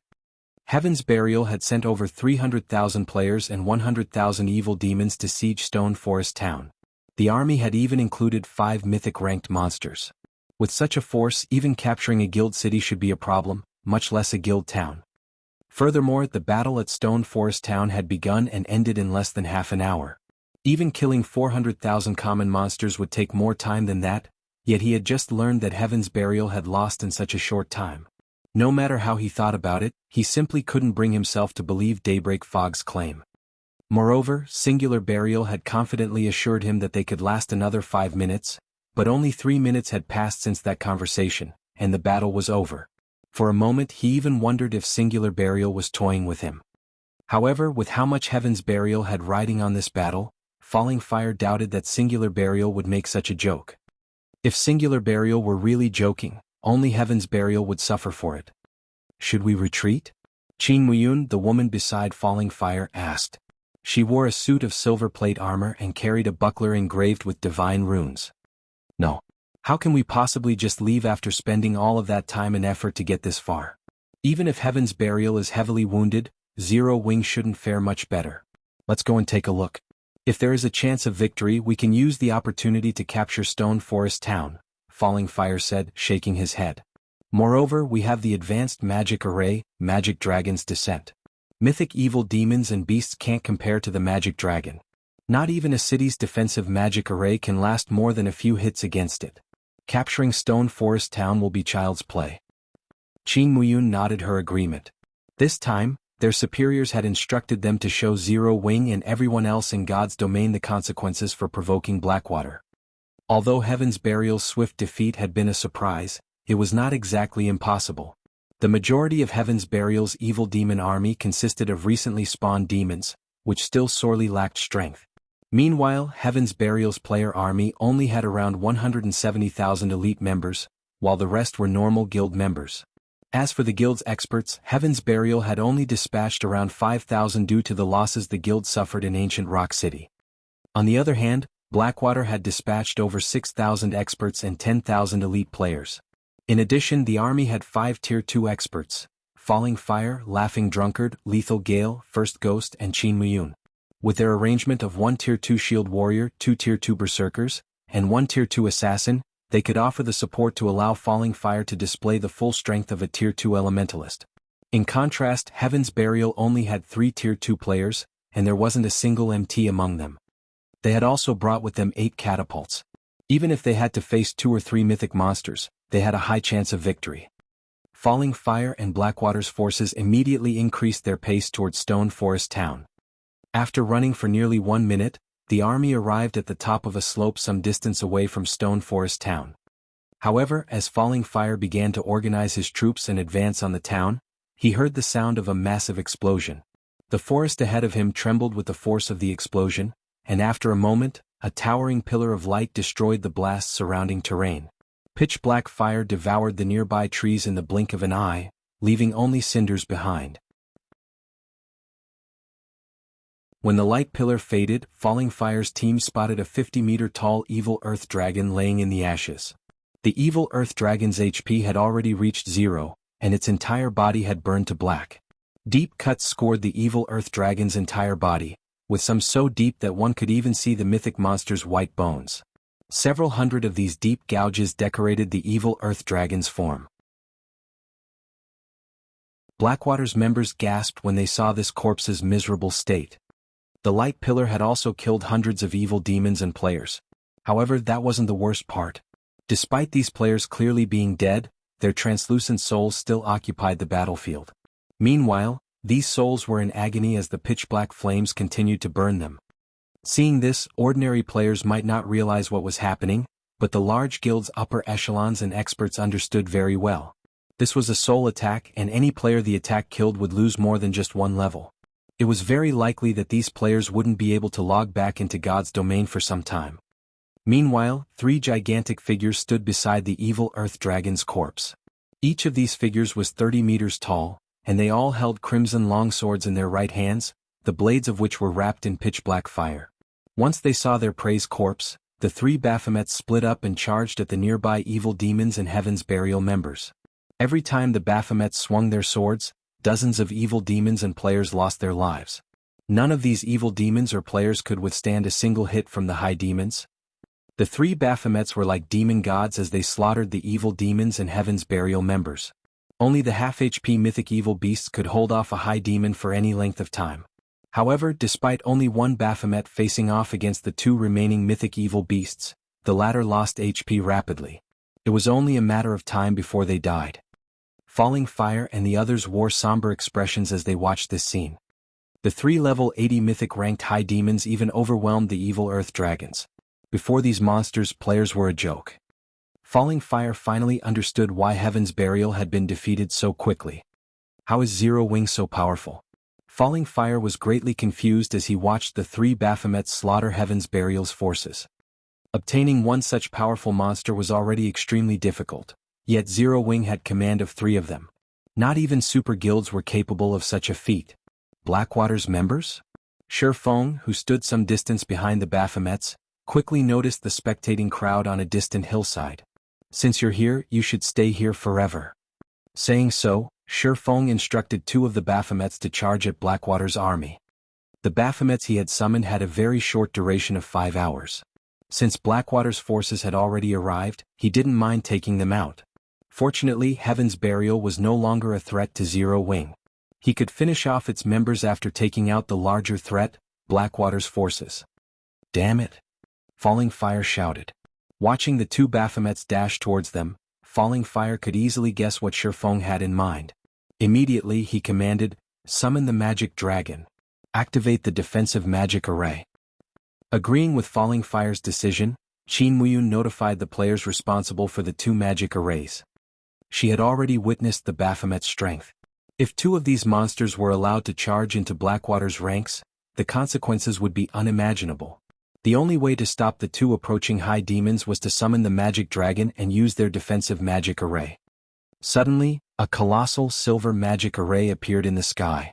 A moment later, a dragon covered in pitch-black scales and silver runes manifested before Blackwater's army. Magic Dragon Clan, High Inferior Dragon Mythic. Level 75. HP 420, 000, 000/420, 000, 000. The magic dragon's aura was visibly stronger than that of ordinary mythic monsters. It could basically rival a mythic-ranked archaic species of the same level. The level 80 evil earth dragons simply couldn't compare to this monster. This was also why Falling Fire was confident in capturing Stone Forest Town despite Heaven's Burial's defeat. When the magic dragon joined the battlefield, 100 players in Blackwater's army spread out along the army's edges before activating a defensive magic array. A magic barrier then formed and enveloped the army. A moment after Blackwater's army deployed its offensive and defensive measures, the two Baphomets reached the army like a powerful gale. One of the two Baphomets then leaped into the air, transforming into a blur as it arrived before the magic dragon. The high demon then swung down its crimson longsword, and the weapon tore apart space as it moved down towards the high inferior dragon's head. Although Clan tried to block the attack with one of its claws, it was repelled the moment its claw met the blazing, crimson longsword. The crimson longsword then proceeded to smash into the magic dragon's head and slam it straight toward the ground, the resulting impact carving out a huge crater in the earth below. Meanwhile, the other Baphomet arrived before Blackwater's defensive magic array. As the high demon raised its longsword, the pitch-black flames along the blade flared. As the Baphomet commanded, a raging pillar of black fire descended on Blackwater's magic barrier. When the flames met the barrier, the attack formed a massive slice across it. Smaller, web-like cracks began to spread out around the cut, crawling across the entire magic barrier.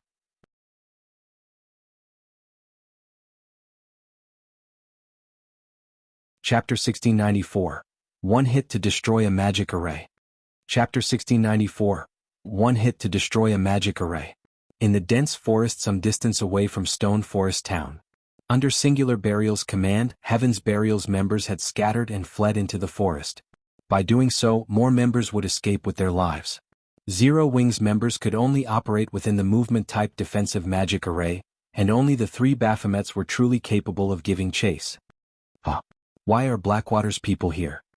Daybreak Fog, who maneuvered around the forest, was confused to see Falling Fire's group on a distant hillside. Have they lost their minds? They actually came. She had clearly told Blackwater not to come and to regroup at the barrier's exit. They'd only stand a chance against Zero Wing once they combined their forces. Foolish. Absolutely foolish. How can Blackwater employ such fools? Singular Burial could not help but curse out loud when he saw Falling Fire's distant figure. He had already gotten a taste of Zero Wing's true strength. He had hoped to regroup with Blackwater's army and the evil demon army guarding the barrier's exit before resuming their battle against his hateful enemy. However, the fools from Blackwater had refused to listen to his advice and continued towards the battlefield. If Zero Wing decimated Blackwater's forces now, this war was as good as over. Heaven's Burial would lose all hope of capturing Stone Forest Town. Before Singular Burial could contact Falling Fire and demand an explanation from the foolish elementalist, he noticed two of the rampaging Baphomets leave the battlefield and charge straight for the hillside Blackwater's army resided on. Seeing this, Singular Burial fell into a thorough despair. However, before the two Baphomets had reached Blackwater's army, a mythic-ranked magic dragon descended from the sky. Despite such a vast distance between him and the high inferior dragon, Singular Burial could feel the horrific pressure the monster gave off, and he couldn't help but shudder. Layer after layer of translucent magic barrier enveloped Blackwater's entire army. In the blink of an eye, a triple barrier had formed to protect the army. At a glance, one could easily tell that the triple barrier was the product of a high-ranked defensive magic array. Guild leader, Blackwater seems to be taking Zero Wing seriously this time. They've even used 2 of their trump cards. Based on our information, those 2 magic arrays were rewards Blackwater obtained after completing an epic main storyline quest. The guild had to expend a lot of resources and manpower to complete it, Daybreak Fog said, slightly surprised to see the 2 magic arrays that had formed around Blackwater's forces. The summon magic dragon should have the power to rival a mythic ranked archaic species of the same level, and the defensive magic array is an advanced magic array. It can block even tier 4 attacks with ease. With those 2 we might stand a chance against Zero Wing. Some of Heaven's Burial's upper echelons breathed a sigh of relief when they heard Daybreak Fog's explanation. Singular Burial's eyes shone with joy. If they had a mythic-ranked archaic species on their side to fight with their forces and the 2 remaining evil earth dragons, they should be able to keep Zero Wing at bay for quite some time. Once the other evil demon army arrived, it might even be possible to suppress the 3 Baphomets. Moreover, the Baphomets wouldn't be able to clash their armies for some time with the advanced defensive magic array to protect them. They could then use the opportunity to bombard Zero Wing's defensive magic array with Blackwater's 8 catapults. Zero Wing's defensive magic array wouldn't last long against them. As Singular Burial prepared to order his scattered forces to regroup with Blackwater, something unbelievable occurred. One of the 2 Baphomets that had assaulted Blackwater's army had sent the level 75 magic dragon crashing, face first, into the ground with a single attack. Meanwhile, the other Baphomet released a powerful strike against Blackwater's defensive magic array. Although the triple barrier did not fall, cracks webbed the entire barrier. For a moment, the world seemed to have fallen silent. How is this possible? Even Falling Fire and his Blackwater companions were dumbfounded, not to mention Singular Burial and his upper echelons. Their eyes bulged as they stared at the damage. A monster that rivaled a mythic-ranked archaic species had been thrown, face-first, to the ground. A mythic-ranked archaic species was practically invincible to current players. However, that wasn't what shocked them most. The Baphomet's ability to damage an advanced defensive magic array's barriers so severely with a single attack was unbelievable. Falling Fire and the other Blackwater members even wondered if the system had tricked them, awarding some cheap knockoff.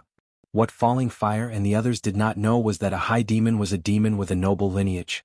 High demons were akin to emperors among demons, and their life ratings were even higher than archaic species. Only dragons and ferocious beasts could hope to triumph over a high demon. Furthermore, Shurfeng's Baphomets had been reinforced with the Bible of Darkness.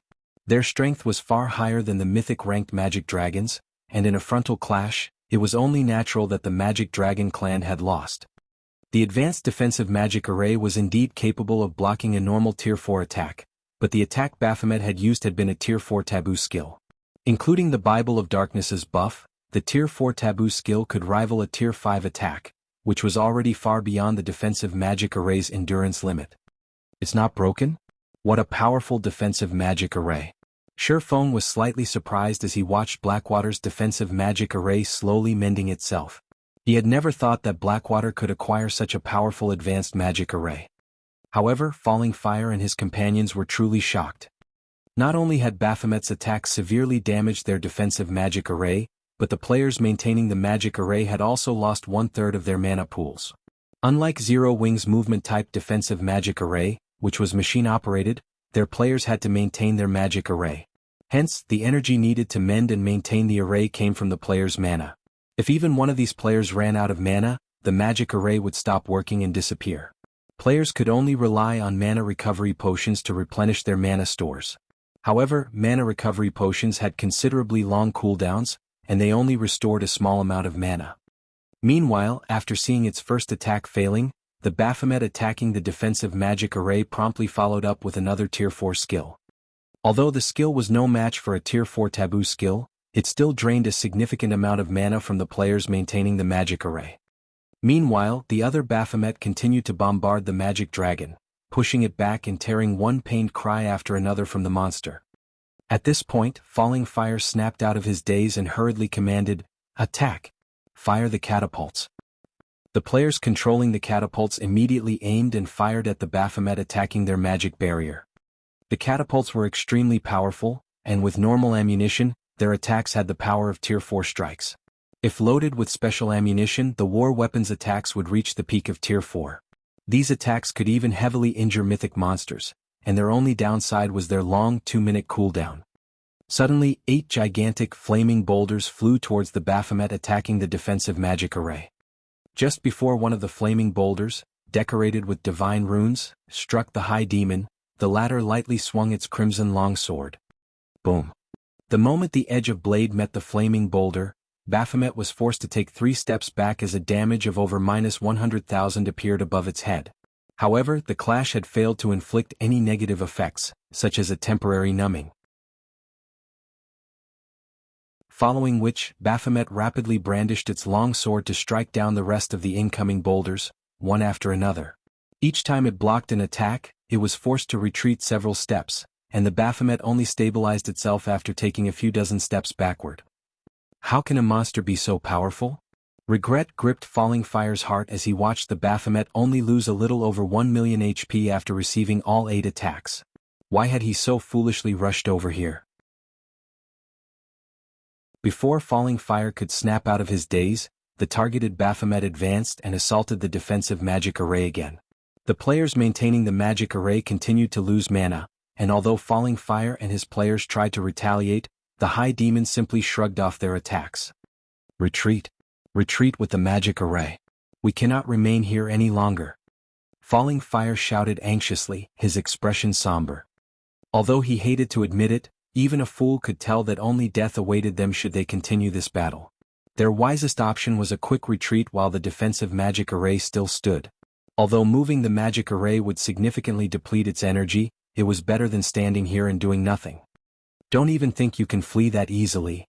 When Shurfeng saw Blackwater's army began its retreat, he immediately commanded Anna to use angel summoning. A moment later, a Valkyrie with white feathered wings descended onto the battlefield. A Valkyrie's life rating was even higher than a high demon's, but how much strength the summoned Valkyrie could exhibit largely depended on Anna's basic attributes. Fortunately, Anna had already activated Yin-Yang power, which allowed the Valkyrie's combat power to reach a height like never before. The Valkyrie's 2 sets of wings shuddered slightly before she vanished from where she stood. A second later, she reappeared before Blackwater's army, radiating a horrific aura that was even stronger than the 2 Baphomets. Suddenly, a spear of thunder formed in the Valkyrie's hand before she tossed it at Blackwater's magic barrier. 3 crisp sounds echoed throughout the forest as a hole formed in the 3 incomparably powerful protective barriers. The spear then struck one of the players maintaining the array before it exploded. Boom. Countless arcs of golden lightning scattered, devouring everything in its path. Any players this lightning touched were vaporized instantly. With just one attack, the Valkyrie had killed over 500 Blackwater members. Meanwhile, the advanced defensive magic array could no longer operate as it lost one of its operators, and it began to fade out of existence. Staring at the Valkyrie before him, Falling Fire's expression became more solemn than ever before. When Singular Burial and the other Heaven's Burial members saw this from within the forest, horror flashed in their eyes. With one attack, the Valkyrie had destroyed an advanced defensive magic array that could even stop a mythic-ranked monster's attacks. Chapter 1695, Heaven's Burial Crumbles. Chapter 1695, Heaven's Burial Crumbles. When the triple barrier Blackwater's advanced defensive magic array had created began to fade, the various major powers members, who watched the battle through magic water mirrors, expressed their shock and horror. The 3 Baphomets Shurfeng had summoned were impossibly strong. But even one of their full-powered attacks had only cracked the defensive magic array's outermost barrier. On the other hand, the Valkyrie had destroyed the entire defensive magic array with one attack.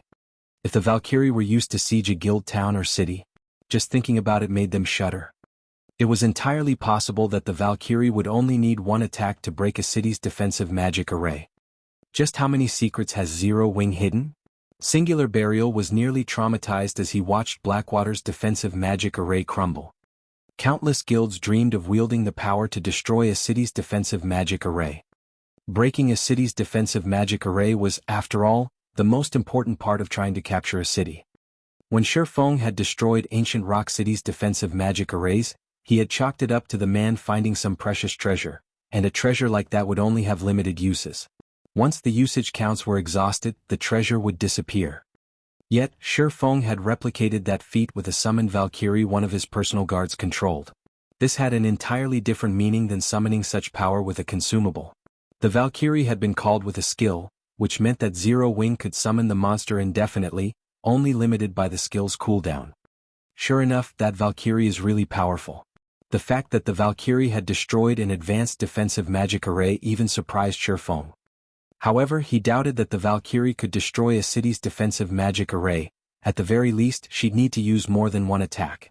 An advanced defensive magic array which players had to maintain and a city's defensive magic array were two very different things. A player-maintained defensive magic array had the advantage that it could be deployed at any given time. However, its flaws were obvious. First, there was the problem of mana consumption. Second, no harm must come to the players maintaining the magic array. Otherwise, the magic array would crumble. Although the Valkyrie's full-powered attack had pierced a hole in Blackwater's defensive magic array, it had failed to destroy the magic array entirely. The attack had merely drained a considerable amount of mana from the maintaining players. The attack had only destroyed the barrier because it had killed a few of the players maintaining it. This wouldn't happen with a city's defensive magic array.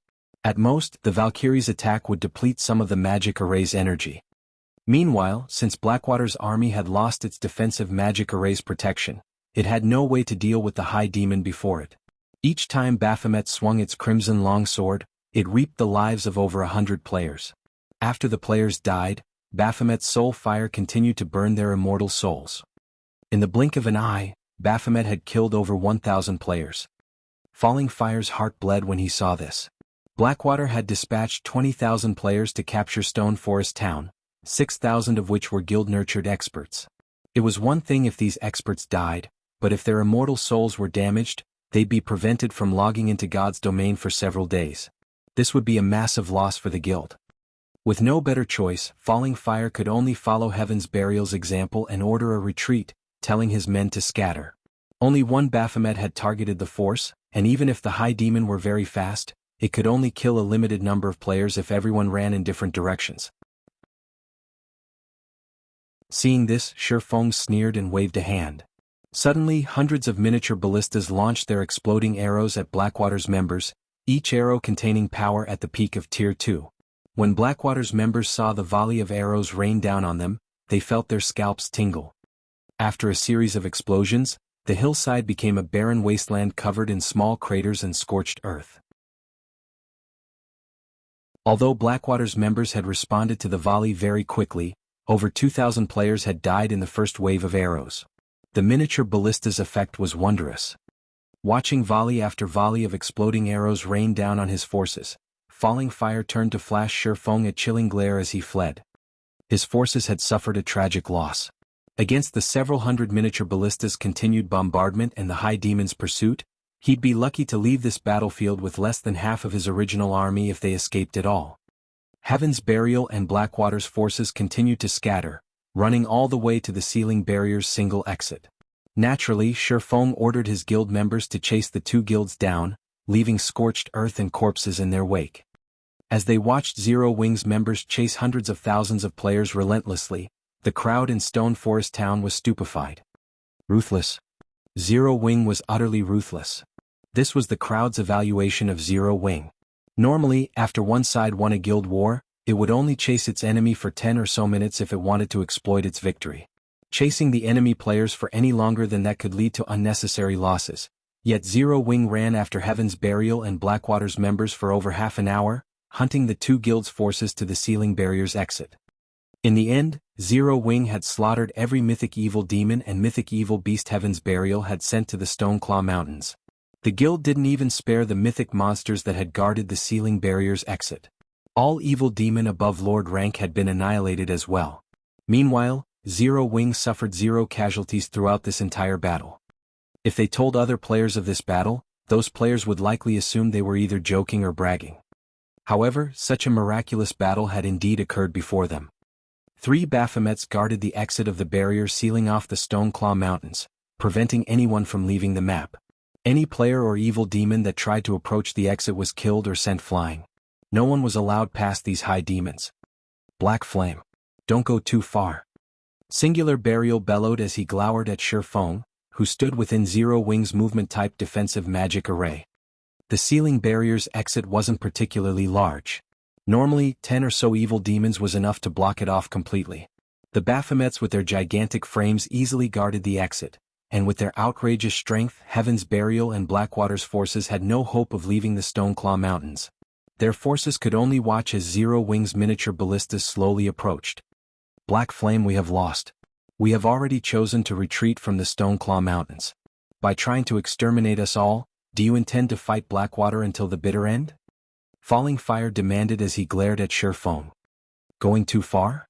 In an indifferent tone, Shifeng responded, not only have your two guilds worked together to target Zero Wing time after time, but you've enclosed the Stoneclaw Mountains in a barrier to kill our members back to level 0.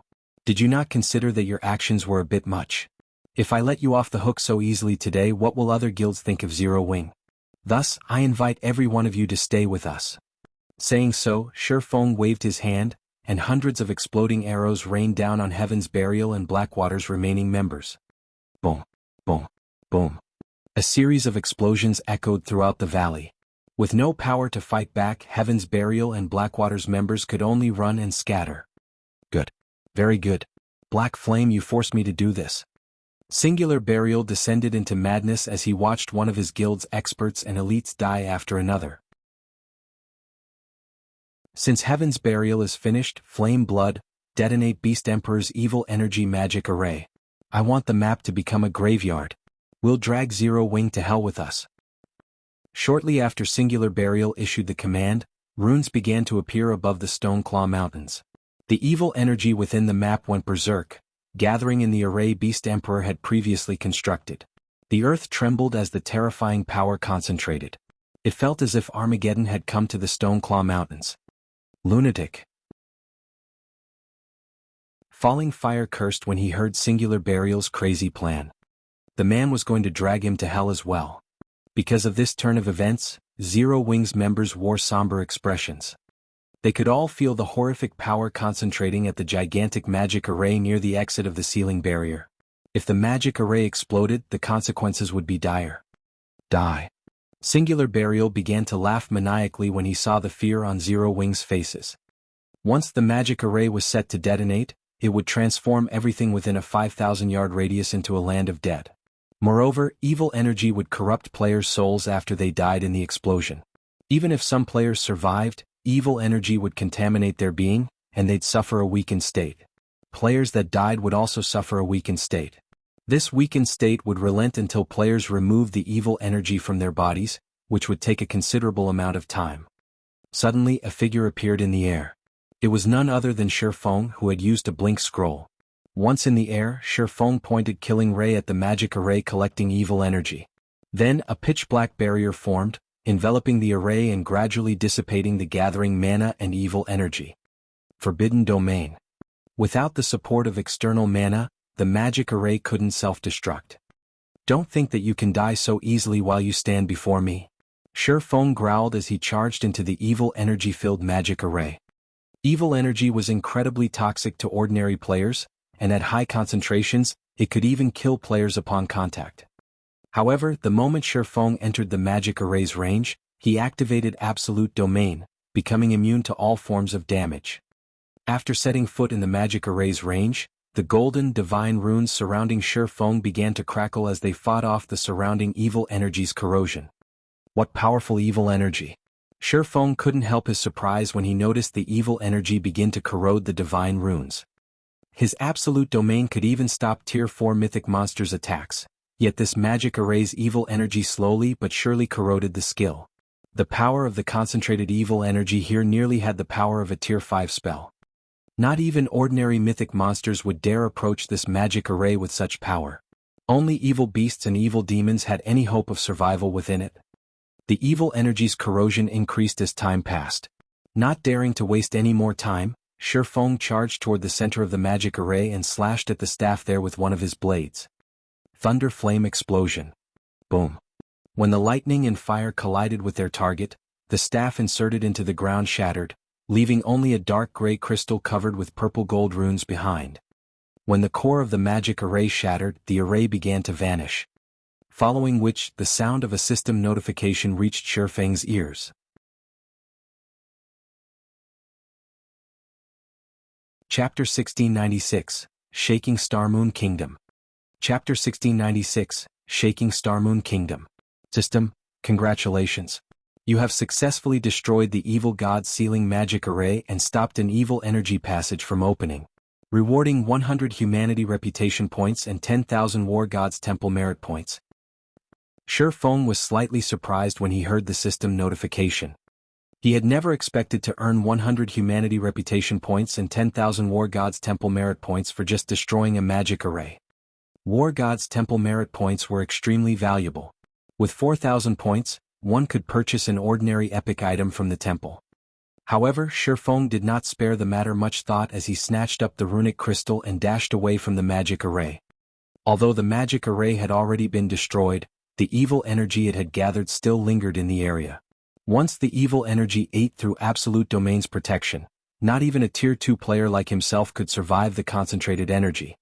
Meanwhile, outside the magic array, Singular Burial, who had truly gone mad, was stupefied when he noticed the magic array disappear. Flame Blood, who controlled the evil demons from a hidden location, also gaped in shock. How is that possible? The color in Flame Blood's face drained when he noticed the gathered evil energy in the magic array gradually dissipate. Is he really a player? The sealing magic array Beast Emperor had used to entrap the Stoneclaw Mountains was extraordinary. The evil energy inside the array had become so dense after sacrificing 400,000 players that not even an evil god's apostle like Flame Blood dared to enter its range. Any player not belonging to the evil god's temple would seal their own fate if they approached the magic array. Yet, not only had Shi Feng survived inside it, but he had also destroyed the magic array. Although the silencing skill Shi Feng had used prevented the magic array's detonation, that was only temporary. Once the silencing skill's duration ended, Flame Blood could simply detonate the magic array again and transform this map into a cemetery. However, now that the magic array had been destroyed, that wasn't possible. Due to the magic array's destruction, the barrier over the Stoneclaw Mountains map lifted. As a result, the blue sky returned as every player watched. Communication with the outside world also became possible again. The seal has lifted. How is this possible? Did Heaven's Burial win? Quick! Notify the higher-ups. The various large guilds members who were stationed outside of the barrier were surprised when the pitch-black magic barrier around the regional dungeon suddenly disappeared. They immediately contacted their superiors.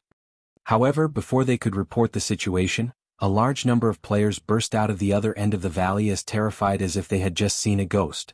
These fleeing players wore either Heaven's Burial's emblem or Blackwater's. A moment later, another large group of players charged out of the Stoneclaw Mountains. Although the second group had fewer players than the first, the second group's momentum was imposing. These players fiercely hunted down Heaven's Burial and Blackwater's fleeing members. What's going on? Why are Zero Wing's members the ones pursuing Heaven's Burial and Blackwater's members? Shouldn't it be the other way around? Did Heaven's Burial and Blackwater lose? That shouldn't be possible, right? Those two guilds sent in so many players, and they had the help of their evil demon army. How could they possibly lose? The spectating players had never even considered the possibility that Zero Wing would defeat Heaven's Burial and Blackwater. The evil demon army was simply too strong. It wasn't a force current players could defeat.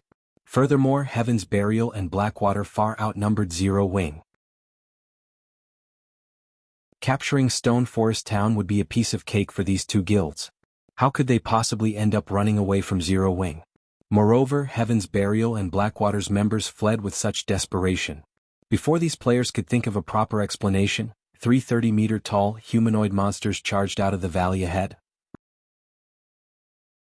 Every one of these humanoid monsters radiated a horrific aura, and as they left the valley, they chased after Heaven's Burial and Blackwater's players. Each time they swung their crimson longswords, they took the lives of dozens or even hundreds of players. Nobody could stop the three monsters' rampage as screams echoed throughout the valley. When the spectators took a closer look at the Baphomet's statistics, they couldn't help but shudder and gasp. Mythic monsters. However, before they could recover from their shock, they noticed translucent figures hovering above the players' corpses. Pitch-black fire burned these translucent figures, and a sense of dread overwhelmed the spectating players. Ordinary players might not recognize this phenomenon, but guild players like them were no strangers to the scene. Evidently, the Baphomets used soul attacks, and any players they killed with the attack would suffer more than a single lost level. Meanwhile, there were 3 of these monsters. Quick! Report this to the higher-ups. Some of the players who reacted quickly shouted. News of the barrier around the Stoneclaw Mountains lifting quickly spread to Starmoon Kingdom's various large guilds. And it wasn't the only news they received. Battle videos of the heaven-defying fight that had occurred outside of Stone Forest Town also found their way into the upper echelons' mailboxes. These videos clearly displayed the full development of the war between Zero Wing and Heaven's Burial. Despite these upper echelons' experience in numerous field battles, team battles, and even guild wars, when they watched the fight outside of Stone Forest Town, they couldn't help but be dumbfounded. Watching Shi Feng resist Heaven's Burial's war weapons was particularly mind-blowing. No player had ever done anything like it, yet Shi Feng had achieved the feat effortlessly. The strength and defense he displayed were simply unheard of. In addition, the guild's upper echelons watched the 3 Baphomets annihilate the Mythic Evil Demon and 4 Mythic Evil Beasts, and 1 Tier 3 or Tier 4 large-scale destruction spell fall on the battlefield after another. Seeing several hundred miniature ballistas fire their arrows as one was also spectacular. Overall, the battle had completely transformed the terrain outside of Stone Forest Town. Guild experts had been little more than ants in the battle, unable to accomplish anything. In the Star Alliance's residence in Starmoon City. So, Heaven's Burial has been defeated? Galaxy Past revealed a bitter smile when he received news of Zero Wing's victory. Now, no one in Starmoon Kingdom can stop Zero Wing. Guild leader, did you predict that Heaven's Burial would lose from the very beginning? Purple Eye asked curiously. Based on Galaxy Past's tone, he didn't seem surprised by this war's outcome.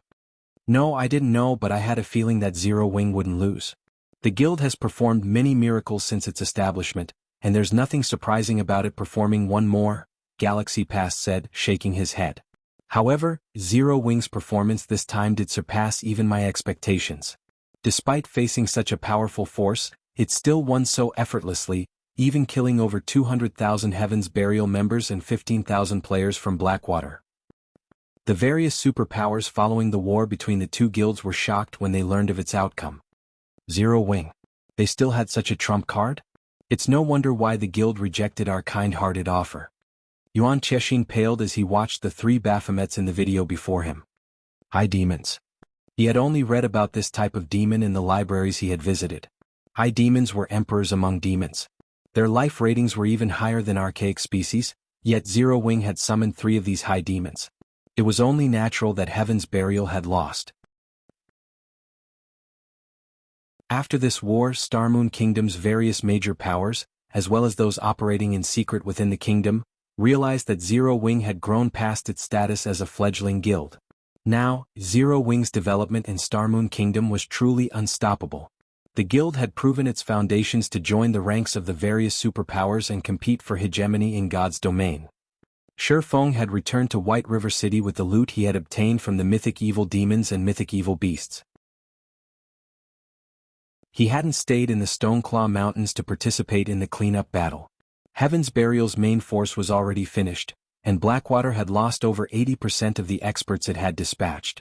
Baphomet's Soulfire had even claimed many of them. Once the resurrected and could log back into the game, they'd be essentially crippled for a considerable time. From today onward, neither of these 2 guilds would find any success in Starmoon Kingdom. In fact, Heaven's Burial might even have trouble continuing in the game at all. After returning to White River City, Shi Feng retrieved his latest bounty, looking through the items with shining eyes. This was especially true when his gaze fell on the dark gray crystal covered in runes. When he had picked the crystal up earlier, he had still been surrounded by dense evil energy. He hadn't had the time to inspect his harvest properly. Now, however, he could feel how frightening this dark gray runic crystal truly was. The concentrated energy within was astonishing, even surpassing the mana within 7 Luminaries crystals. Comparing a 7 Luminaries crystal's energy levels to this dark gray crystal was like comparing a candle flame to a forest fire. It felt as if this single crystal contained the power of an entire world. What is this thing? Shi Feng muttered curiously as he inspected the item.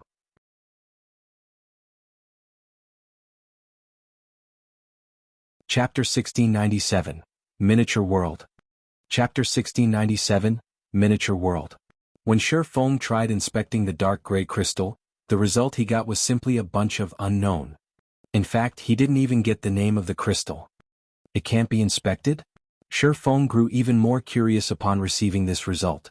He immediately activated omniscient eyes and appraised the crystal. Aside from weapons and equipment, cases where an item could not be inspected were rare. In such rare cases, the reason for such an outcome was either a frightening origin or damage beyond repair. After Shi Feng activated omniscient eyes and used them on the dark gray crystal, a loading bar appeared before him. 22 seconds. What an amazing item. Shi Feng's eyes glowed with excitement when he saw the time needed to appraise the crystal. Normally, even epic items needed only a dozen seconds or so to appraise. For the crystal before him to need 22 seconds, this proved that the crystal was much more valuable than even epic items. However, after giving the matter some thought, Shi Feng found it reasonable. An item capable of serving as the core of the magic array that sealed the entire Stoneclaw Mountains naturally couldn't be an ordinary item.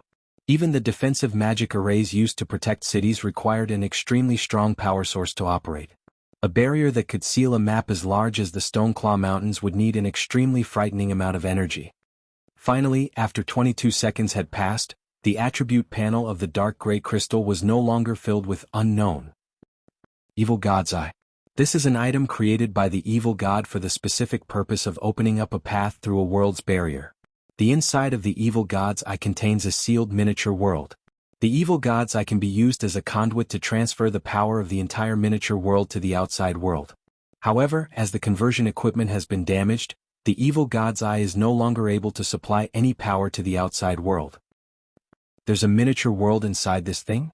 Heaven's Burial really is generous to actually use such a treasure to seal the Stoneclaw Mountains. Shi Feng was dumbstruck after reading the evil god's eye's introduction.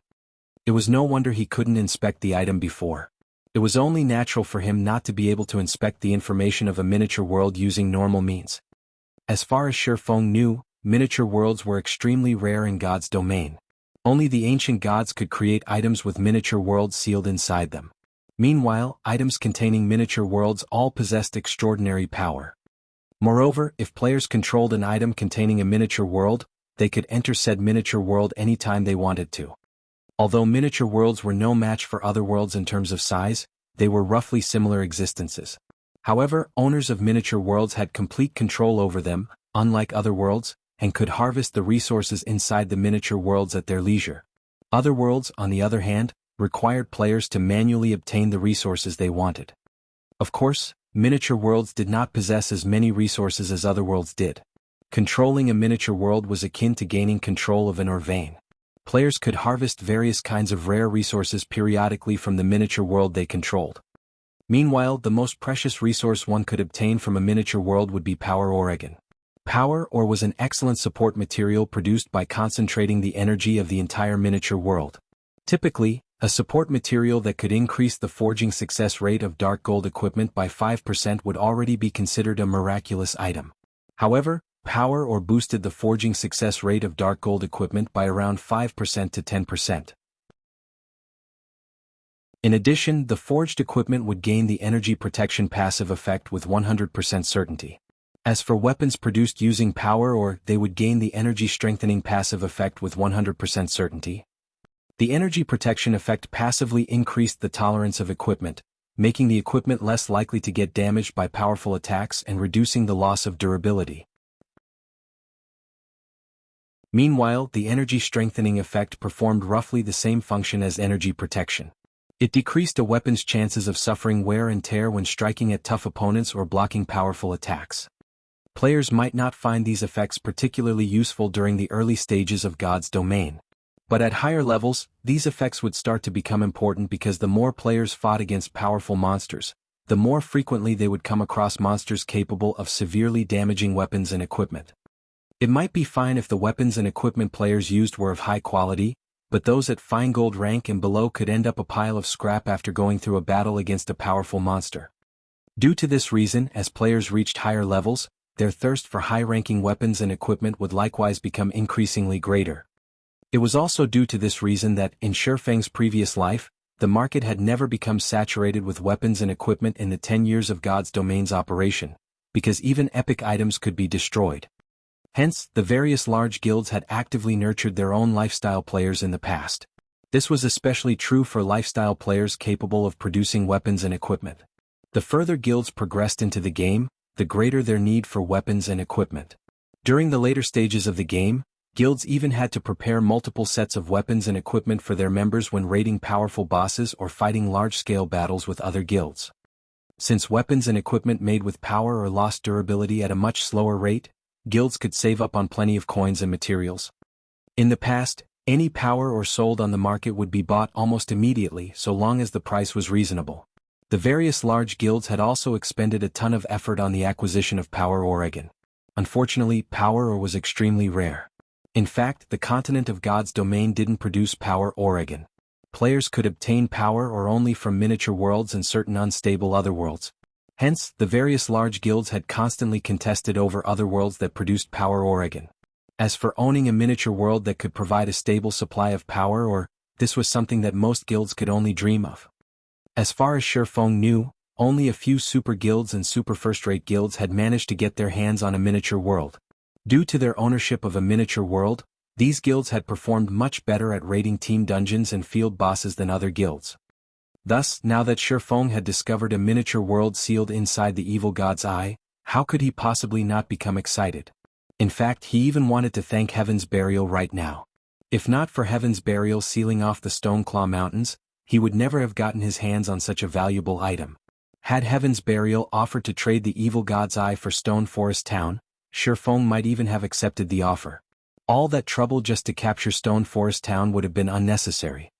However, had Heaven's Burial truly known the value of the evil god's eye, the guild definitely wouldn't have done something as foolish as using it as a power source for a magic array.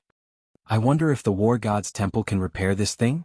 Shifeng muttered to himself as he looked at the crystal in his hands.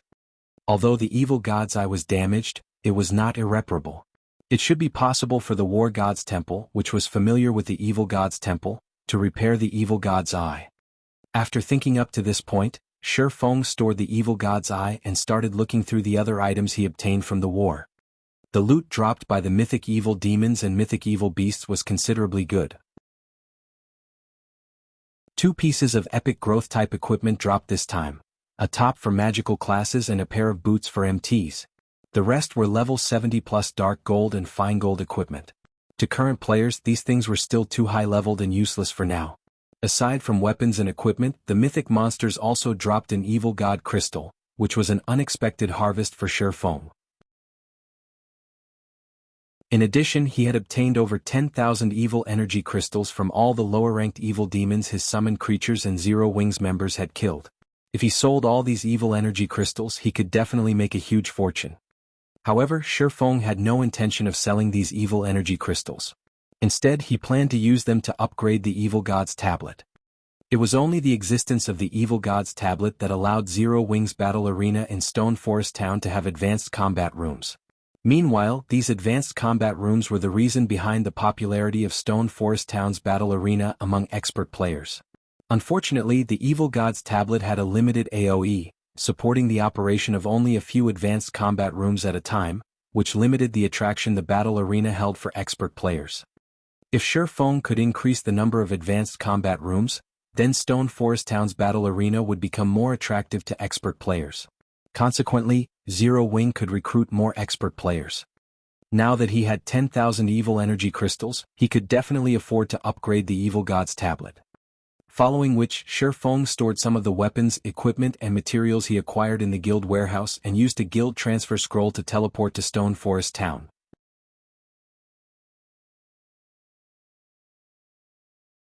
Chapter 1698, Upgrading the Evil God's Tablet. Chapter 1698, Upgrading the Evil God's Tablet. Starmoon City, Stone Forest Town. After Zero Wing's big battle with Heaven's Burial came to an end, shock filled the whole Starmoon Kingdom. Nobody had expected such an outcome. In this battle, not only was Heaven's Burial defeated, but the guild's entire main force was practically crippled. Many of Heaven's Burial's members couldn't even log into God's domain right now. As for Blackwater, it too had suffered miserable losses. With the addition of this new battle record, Zero Wing's fame and prestige in Starmoon Kingdom reached unprecedented heights. Every major power operating in Starmoon Kingdom, whether in the light or in the dark, now held Zero Wing in intense awe and fear. Setting aside the 3 Baphomet's Zero Wing summoned, just the combination of several hundred miniature ballistas and the movement-type defensive magic array made Zero Wing a frightening force to reckon with. In terms of war weapons, no guild in Starmoon Kingdom could compete against Zero Wing. Now that Heaven's Burial had suffered such a miserable defeat, most likely no guild in Starmoon Kingdom could pose a threat to Zero Wing. Inside the guild hall of Zero Wing's residence, a bright flash appeared at Residence's teleportation point. After the light vanished, Shifeng's figure took its place. At this moment the guild hall was very lively. Many of the guild's new generation reserve elite members could be seen lining up excitedly in the quest area, waiting to pick up a guild quest. These new generation reserve elites were players that left their respective beginner towns not long ago and passed the guild's entrance test. Although they were only level 20 on average, they all possessed considerably good talent. Among them were some gifted youths. Taking a glance, Shifeng even noticed a few players who had been famous Apex experts in Starmoon Kingdom during his previous life. For example, Shadow Chaser was one of the top 10 assassins of Starmoon Kingdom. There was also Blood Rain, who was one of the top 20 oracles in the kingdom. And then there was Luo Yi, a druid who had managed to get promoted to tier 4. These were all talents that the various large guilds desperately sought to recruit in the past. Yet now these talents had all chosen to join Zero Wing. The war this time is really amazing. It's a pity that I'm too low-leveled to join. Hopefully I'll get to join in a battle of such scale in the future, a male youth clad in grey mage robes said as he watched the video of the previous war being played in the guild hall, a hopeful expression on his face. It won't be that easy to get selected for such a large-scale war. At the very least, you'll have to get promoted into an elite member to have a chance. The bunch of us are only reserve elites right now. It'll take a lot of effort to become an actual elite member of the guild. Just accumulating the required GCPs is already plenty difficult, not to mention passing the promotion test, a robust man geared in metal armor said, shaking his head. Reserve elite was a position granted to players that the guild deemed to have potential. However, a person's potential did not necessarily represent their strength. If reserve elites failed to hit the growth requirements set by the guild within a certain period of time, they would be demoted to normal members and would have to climb their way back up in the guild. Moreover, as Zero Wing's influence in God's domain increased and more players chose to join the guild, the bar for elite members would also be raised. After all, the guild had a limited amount of resources. Not everybody could enjoy bountiful resources. Only the guild's elite and expert members had the qualifications to reap such benefits. That's no problem at all. Right now, the only advantage the guild's elite members have over us is that they joined the guild earlier than we did. With enough time, even becoming a member of the guild's main force won't be a problem.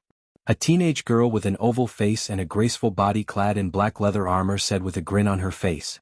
She turned to look at Shifeng's figure displayed in the battle video and added, "Just you all wait. Sooner or later, you'll be able to see my figure standing beside the guild leader." You're dreaming too much. Why don't you take a look and see who's standing beside the guild leader? Commander Fire Dance and Vice Guild Leader Aqua Rose are both experts who can go toe-to-toe with even the peak experts of super guilds, someone in the crowd around the teenage girl retorted. Only as soon as this person said so, he was immediately given a fierce glare by the teenage girl. These reserve elites did not rein in their volume when they spoke. Even ordinary players standing several dozen yards away could hear their conversation clearly, let alone Shifeng, a player who possessed an extraordinary physique. However, Shifeng simply chuckled in regard to the conversation of these reserve elites. He had never thought that his existence would spur guild members to improve themselves. Nonetheless, after taking a look at these reserve elite members, Shifeng felt that there was a need to expand the guild once again. Previously, due to Zero Wing's shallow foundations and funding problem, the guild could afford to make only a limited number of reserve elites. After the war with Heaven's Burial, though, that was no longer a problem. Setting aside the items Zero Wing obtained from the evil demons killed, just the weapons and equipment the guild got from killing Heaven's Burials and Blackwater's members were already enough for several mass recruitments. Meanwhile, during the next expansion, Shifeng planned to lure in experts from neighboring kingdoms as well. After all, the scale of the war between Zero Wing and Heaven's Burial had been massive. Not to mention Heaven's Burial was the previous ruler of ancient Rock City. Hence, the players of Starmoon Kingdom weren't the only ones that had paid attention to the war. Even players in neighboring kingdoms knew about it. Now that Zero Wing had thoroughly crushed Heaven's Burial, the players in the neighboring kingdoms would naturally try to get a better understanding of Zero Wing. Meanwhile, he could use this opportunity to recruit a bunch of elite and expert players to increase the guild's strength and growth potential.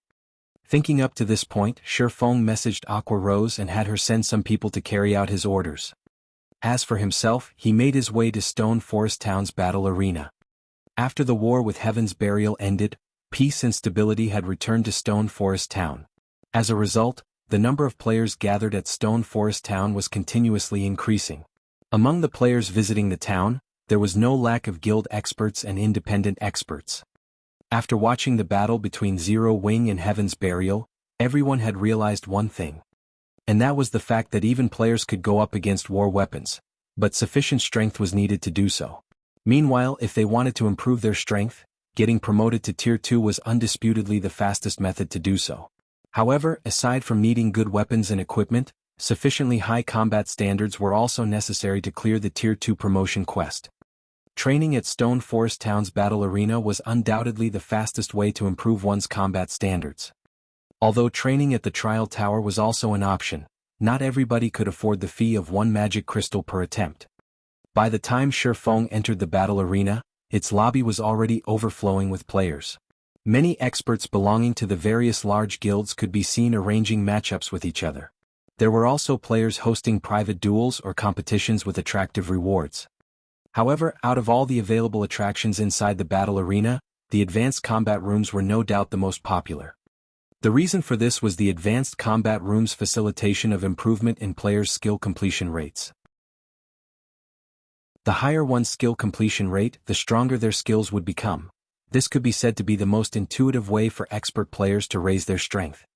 However, as there were simply too few advanced combat rooms available, despite Judy, the NPC Shifeng had tasked with the battle arena's management, having already raised the rental fee to 4 magic crystals per 30 minutes, demand for the advanced combat rooms still exceeded the supply. When Shifeng took a look at the battle arena's earnings report, he discovered that most of the magic crystals the battle arena earned came from the advanced combat rooms. The popularity of the advanced combat rooms far exceeded Shifeng's expectations.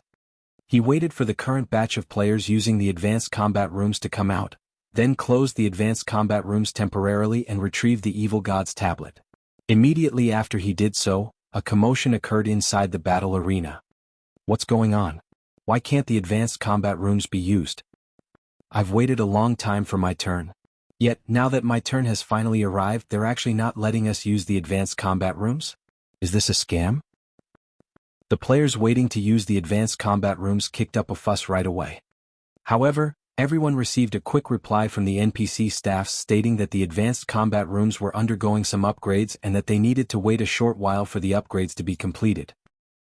System: detecting more than 10,000 evil energy crystals on your person. Do you wish to spend 10,000 evil energy crystals to further upgrade the Evil God's tablet? Holding the Evil God's tablet, Shifeng was startled to receive the system notification. Previously, he had to manually select to upgrade the tablet. This time, however, the system actually took the initiative to ask him. However, he did not dwell on the matter but immediately clicked Agree.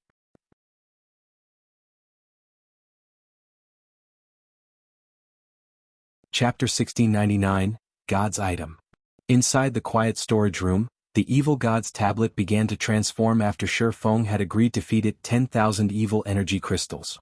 It had only been the size of a wash basin, but it gradually grew into a 3-meter-tall table. The blurry images and divine runes engraved on the tablet also became clearer. As the divine runes and image sharpened, the divine might the tablet radiated increased until Shifeng couldn't even move. It felt as if time had stopped, only sparing his mind. After 10 seconds or so, the divine might the tablet gave off disappeared.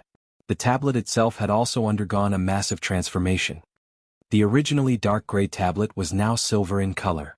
The ambient mana also gathered around the tablet, increasing the mana density around it until it formed a white mist. This mist gradually spread and enveloped the storage room as a whole. What's going on with the mana?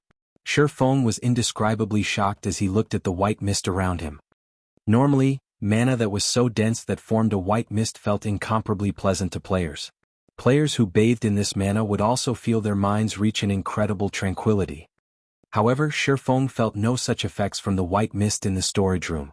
On the contrary, he felt exhausted. In fact, his body even felt heavier, as if something was weighing on him. Although Shifeng's mental state was on the verge of crumbling, he mustered his spirit and inspected the Evil God's tablet's recent changes. Third fragment of Evil God's tablet, fragmented legendary rank item. Active skill 1-. Illusory space. When activated, forms an illusory space of 200-yard radius. The illusory space will create a copy of any player that enters. Players can then fight their own copies. The illusory creature has all skills of the copied player and can achieve a 100% skill completion rate. Players can choose to challenge illusory creatures up to the Dark Gold rank. Duration, 50 minutes. Cooldown, 1 hour. Can be evolved. Requires 1 Evil God crystal to evolve. Active skill 2-. Evil God domain. When activated, create a self-contained field around the tablet that is completely separated from the outside world. Time flows twice as fast inside the field than in the outside world. Mana density inside the field is triple that of the outside world. When Evil God domain is active, illusory creatures will appear inside the space at fixed intervals. Every wave of illusory creatures killed will increase the mana density of the self-contained field slightly. If players are killed by the illusory creatures, their souls will be damaged, and they will be prevented from logging into God's domain for 6 hours. Can be evolved. Requires 3 Evil God crystals to evolve. An item created by the Evil God. Evil energy crystals can be used to repair the divine runes inside the tablet. Requires 200,000 evil energy crystals to upgrade. This tablet is amazing. Not even legendary items have this kind of ability. Shifeng was astonished as he read the Evil God's tablet's new attributes. The tablet had improved far more than Shifeng had expected. The Evil God's domain alone was a godlike ability, not to mention how many more advanced combat rooms he could set up with the illusory space's increased radius. Regardless of how far players progressed in God's domain, environments with high mana density would be quite popular. This was because such environments were a great help when players practiced their combat techniques. Not only did the Evil God domain create a mana-rich environment, but it could also accelerate the flow of time. 1 hour inside the Evil God domain was only the equivalent of 30 minutes in the outside world. For players seeking to improve their combat standards without wasting too much of their precious time, the Evil God domain was the perfect solution. While others spent 10 hours training in the outside world, players could achieve the same results in 5 hours within the Evil God domain. If the various superpowers learned about the Evil God's tablet, they'd definitely gang up and move against Zero Wing. Plenty of superpowers were already envious of the advanced combat rooms. They only refrained from taking action because the cost wasn't worth the potential gains. However, the Evil God domain would certainly be the straw that broke the camel's back. The only downside was the illusory creatures that would appear inside the Evil God domain. Based on the skill's introductory text, it was obvious that the illusory creatures would grow stronger. As a result, players could only train for a limited amount of time in the Evil God domain. When players could no longer fend off the summoned illusory creatures, they'd be forced to leave. If they stayed and the illusory creatures killed them, they'd suffer a huge loss. It seems I won't be able to let the guild's experts use this casually for a short time, Shifeng thought to himself as he reread the Evil God domain's introductory text. Zero Wing already stuck out like a sore thumb in God's domain. If he allowed a large number of Zero Wing's experts train in the Evil God domain, the news of it would quickly reach the various superpowers. Zero Wing had already grown to pose a threat to them, and it was normal that these superpowers would send undercover experts to spy on his guild. If the various superpowers learned about the Evil God domain, Zero Wing would become embroiled in another struggle. The best course of action was only to allow Fire Dance, Blackie, and the guild's other core upper echelons to train in the Evil God domain. Any more than that would be too risky. If he wanted all of his guild's experts to use the Evil God domain, Zero Wing would have to become strong enough for the superpowers to acknowledge its rights to own the tablet. Unfortunately, gaining that recognition would involve a long, arduous process. However, Shifeng wasn't too disappointed. Although he couldn't let too many experts train in the Evil God domain, he'd have no issues constructing more advanced combat rooms.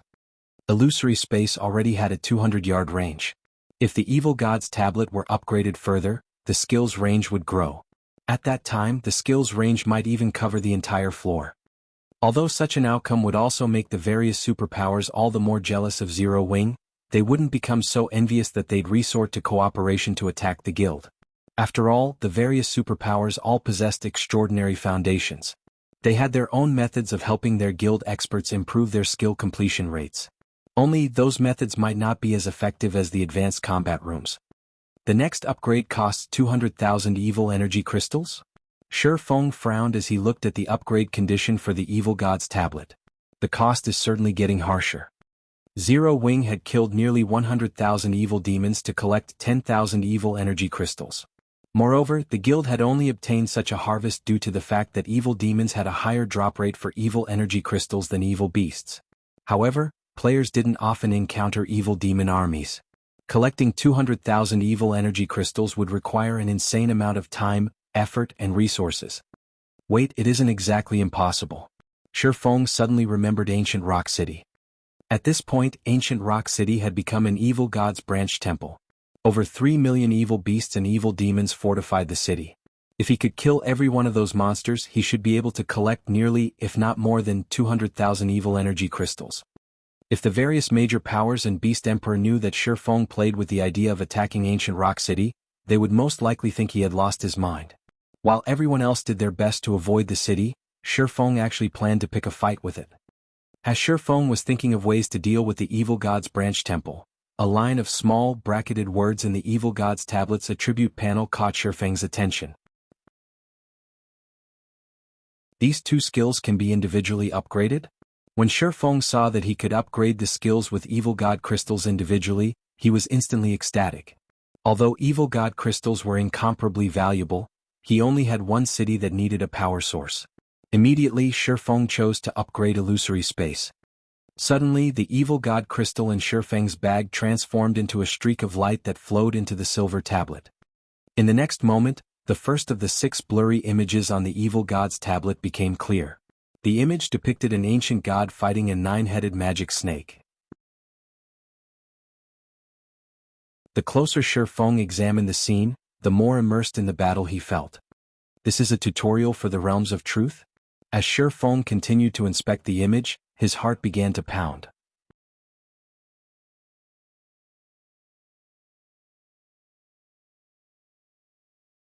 Chapter 1700, Guild's Foundation. Shi Feng had already reached the realms of truth's ascension realm. Hence, after examining the first image on the Evil God's tablet, he was certain that it was a tutorial for the realms of truth. Moreover, the tutorial was extremely detailed that even Shi Feng gained a lot of inspiration from it. What kind of treasure is this Evil God's tablet? Curiosity filled Shi Feng as he gazed at the Evil God's temple. There was very little information on the realms of truth available in God's domain.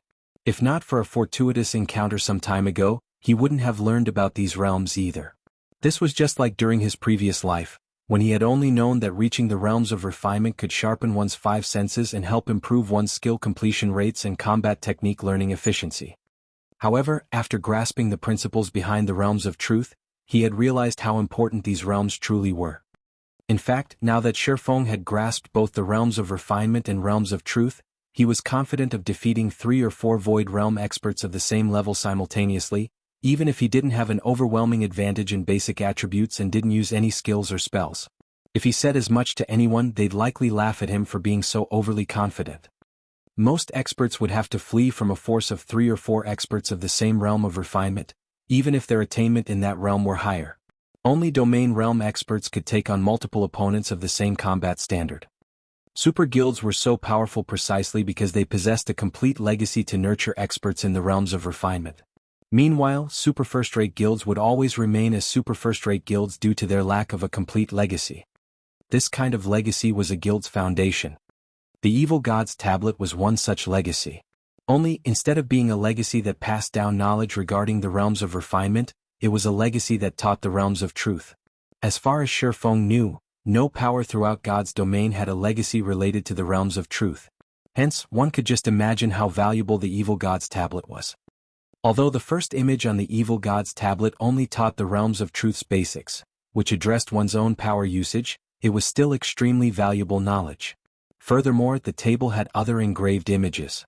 As long as he put in the effort, it was only a matter of time before he restored the other images as well. Once he did so, he might obtain a complete legacy for the realms of truth. Just thinking about the possibility excited Shifeng.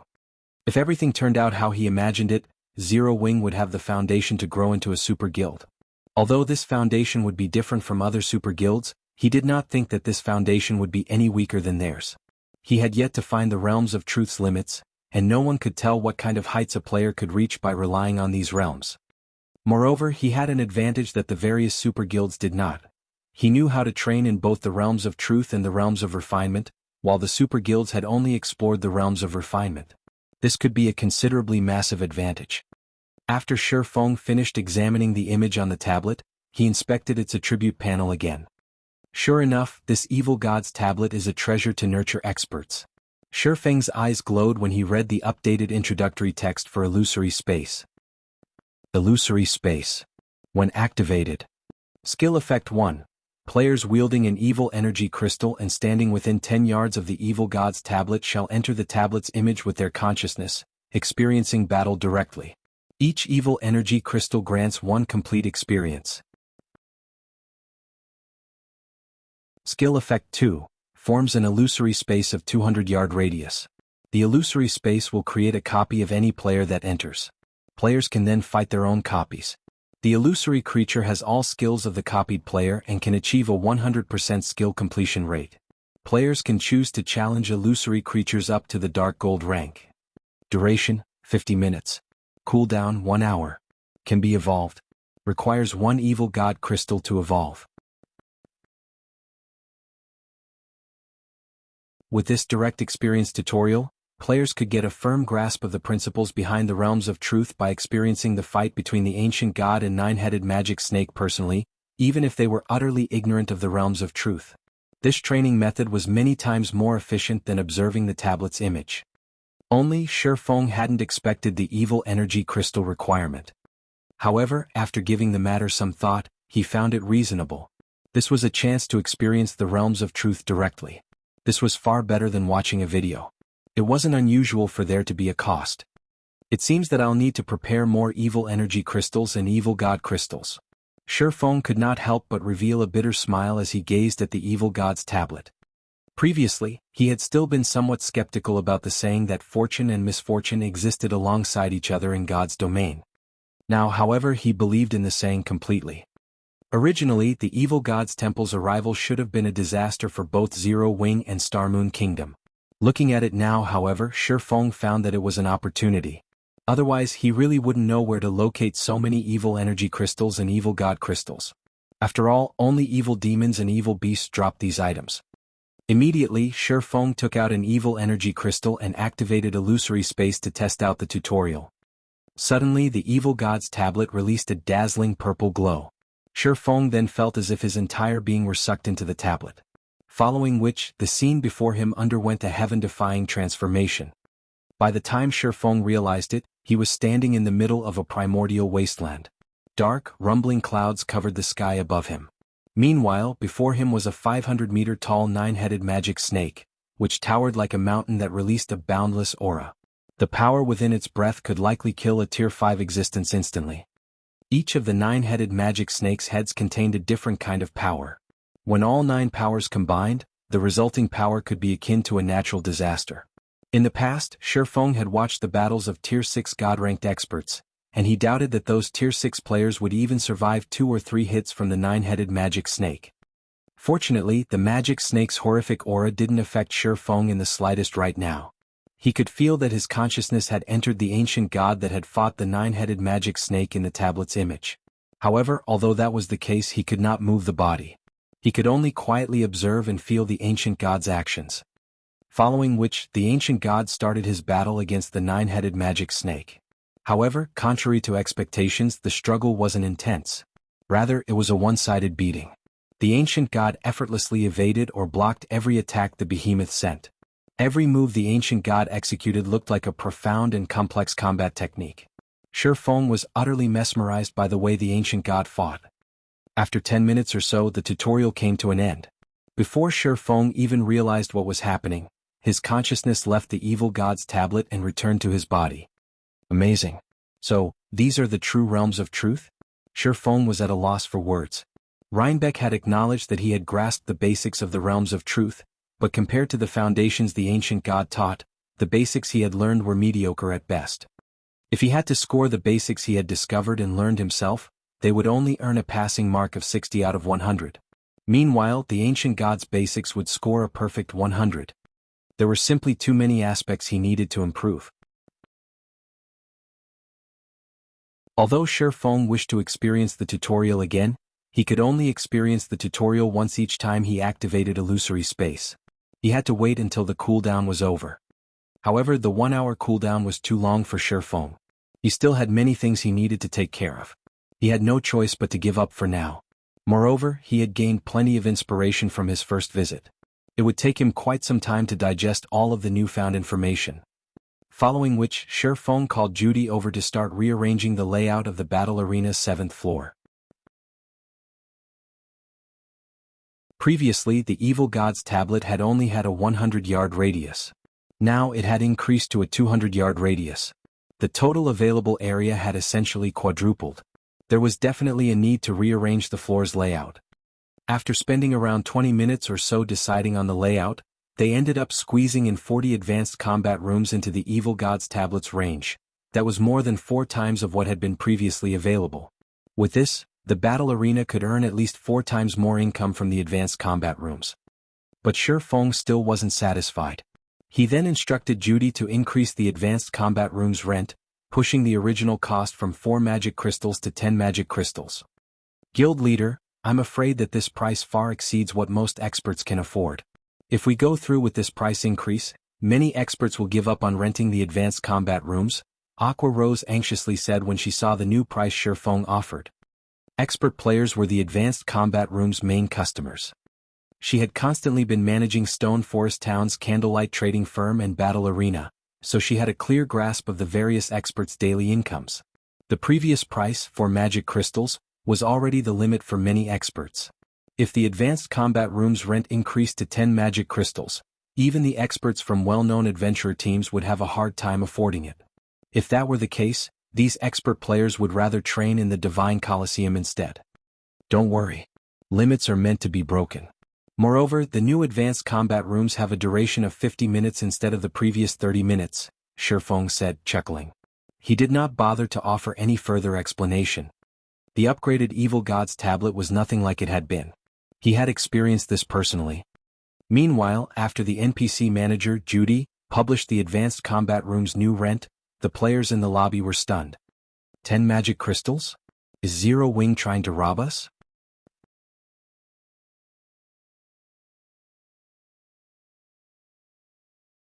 Chapter 1701, Hidden Dragon Rises. Chapter 1701, Hidden Dragon Rises. Zero Wing sure has guts to demand such a price. Do they really think the advanced combat rooms are the only things that can help players improve their skill completion rates? I can purchase a good piece of equipment or train in the Divine Colosseum 10 times with 10 magic crystals. Does Zero Wing think magic crystals are cabbages? When players saw the updated pricing for the advanced combat room on the large screens in the center of the lobby, many expert players thought that Zero Wing had gone mad for magic crystals. Although current players had far more magic crystal sources now, they could still only earn a limited number. Moreover, there were many other things that required magic crystals. 10 magic crystals simply wasn't a tolerable price for expert players. Players weren't even guaranteed to earn so many after an entire day of hard work. How could they possibly spend all of their earnings on gradually training their skill completion rates? The only benefit was that there were 31 more advanced combat rooms available than before. With this, players would not have to wait in line as long. However, the various major powers experts still frowned on the new change. The advanced combat room's main customers were these experts. Although they could afford the current price, it would be a huge burden on their guilds. Their respective guilds also couldn't afford to send them to the advanced combat rooms as often. It was both unwise and not worthwhile. While fighting the illusory creatures in the advanced combat rooms would indeed help them improve their skill completion rates more efficiently, the higher their skill completion rate became, the less effective the advanced combat rooms were. For expert players like them, the improvement from a single training session wasn't worth 10 magic crystals. Unfortunately, there weren't any good alternatives once players reached their standards. One could say that this change put them in a very awkward position. Hold on a minute, they're updating the Advanced Combat Room's introduction. As everyone discussed the new pricing, the Battle Arena's main screen revealed the new rules for the Advanced Combat Rooms. First, the duration of each session had increased to 50 minutes. Second, Zero Wing's normal members would get a 10% discount to rent the Advanced Combat Rooms, Elite members would get a 20% discount, and Core members would get a 30% discount. Moreover, 10 Advanced Combat Rooms would be reserved for Guild members. When these new rules were revealed, the crowd in the lobby went into an uproar once again. Meanwhile, the various major powers members turned to Zero Wing's members in envy over the benefits they got to enjoy. With the discounts and extended duration, the rental fee Zero Wing's members had to pay was just slightly higher than before. Moreover, there were now exclusive Advanced Combat Rooms for Zero Wing's members. Suddenly, independent experts started to leave the battle arena, one after another, and make their way toward Zero Wing's residence to apply to join the guild. Even many of the various major powers' elite and expert members hesitated. When the other large guilds' upper echelons received news of the update, they paled. Zero Wing actually had such a card to play. With this, Zero Wing's rise really will become unstoppable. Now that Zero Wing had solidified its position as Starmoon Kingdom's #1 guild, there was no longer any local guilds that dared to challenge it. This meant that Zero Wing had a monopoly over the best resources in Starmoon Kingdom. Naturally, its guild members would receive more resources than before. With the introduction of this new guild benefit, Zero Wing became significantly more attractive towards their respective guilds' elite and expert members. It was only a matter of time before their guilds started to lose large groups of their members, yet there was nothing their guilds could do to stop it. For a time after news of the updated Advanced Combat Room spread, the number of elite and expert players trying to join Zero Wing increased exponentially. Because of this, Aqua Rose, who was trying to organize Zero Wing's harvest from its war with Heaven's Burial and Blackwater, was ecstatic. In less than half an hour since the new Advanced Combat Rooms had been introduced, Zero Wing had received 20,000 plus applications from ordinary players, 5,000 plus applications from elite players, and 200 plus applications from expert players. Just testing all of these players would take a very long time. The guild's development speed had far exceeded Aqua Rose's initial expectations. Aqua Rose had estimated that it would take Zero Wing roughly 2 or 3 days to recruit so many elite and expert players, but it would seem that Zero Wing might increase its elite member count past 250,000 sooner than that. The guild also shouldn't have any problems increasing its expert member count to 5,000. With such high numbers, Zero Wing would surpass many actual first-rate guilds. The only real difference separating Zero Wing from actual first-rate guilds now was the guild's smaller sphere of influence and fewer normal members. However, this couldn't be helped since Zero Wing's recruitment standards were too high. Moreover, first-rate guilds had begun spreading their influence throughout God's domain the day the game launched. Their influence now covered multiple kingdoms and empires. These first-rate guilds had spent countless resources and an absurd amount of wealth to build a sturdy foundation for themselves. Zero Wing, on the other hand, had begun its development in a single city with little to no wealth or resources. Meanwhile, the effectiveness of the Advanced Combat Room's promotion effect had also caught Shifeng by surprise. Guild elites and experts were necessary for a guild's development because guilds needed manpower to manage and protect the new territory it acquired. Simply chasing away the local rulers wasn't enough. If a guild lacked the strength to protect its new territory, some other power would eventually capture the territory. In that case, the guild might as well have not bothered to expand in the first place. Currently, Zero Wing was still able to get by with the number of elite and expert members it had since it had very few territories. In total, the guild only controlled 3 towns and 1 city. In comparison, first-rate guilds controlled over a dozen towns that were spread across multiple kingdoms and empires. However, if Zero Wing started to expand, it would naturally encounter more rival powers. If multiple locations were attacked at the same time, Shifeng wouldn't be able to protect all of his territories even if he were more powerful. Hence, a sufficient number of guild elite and expert members was extremely important.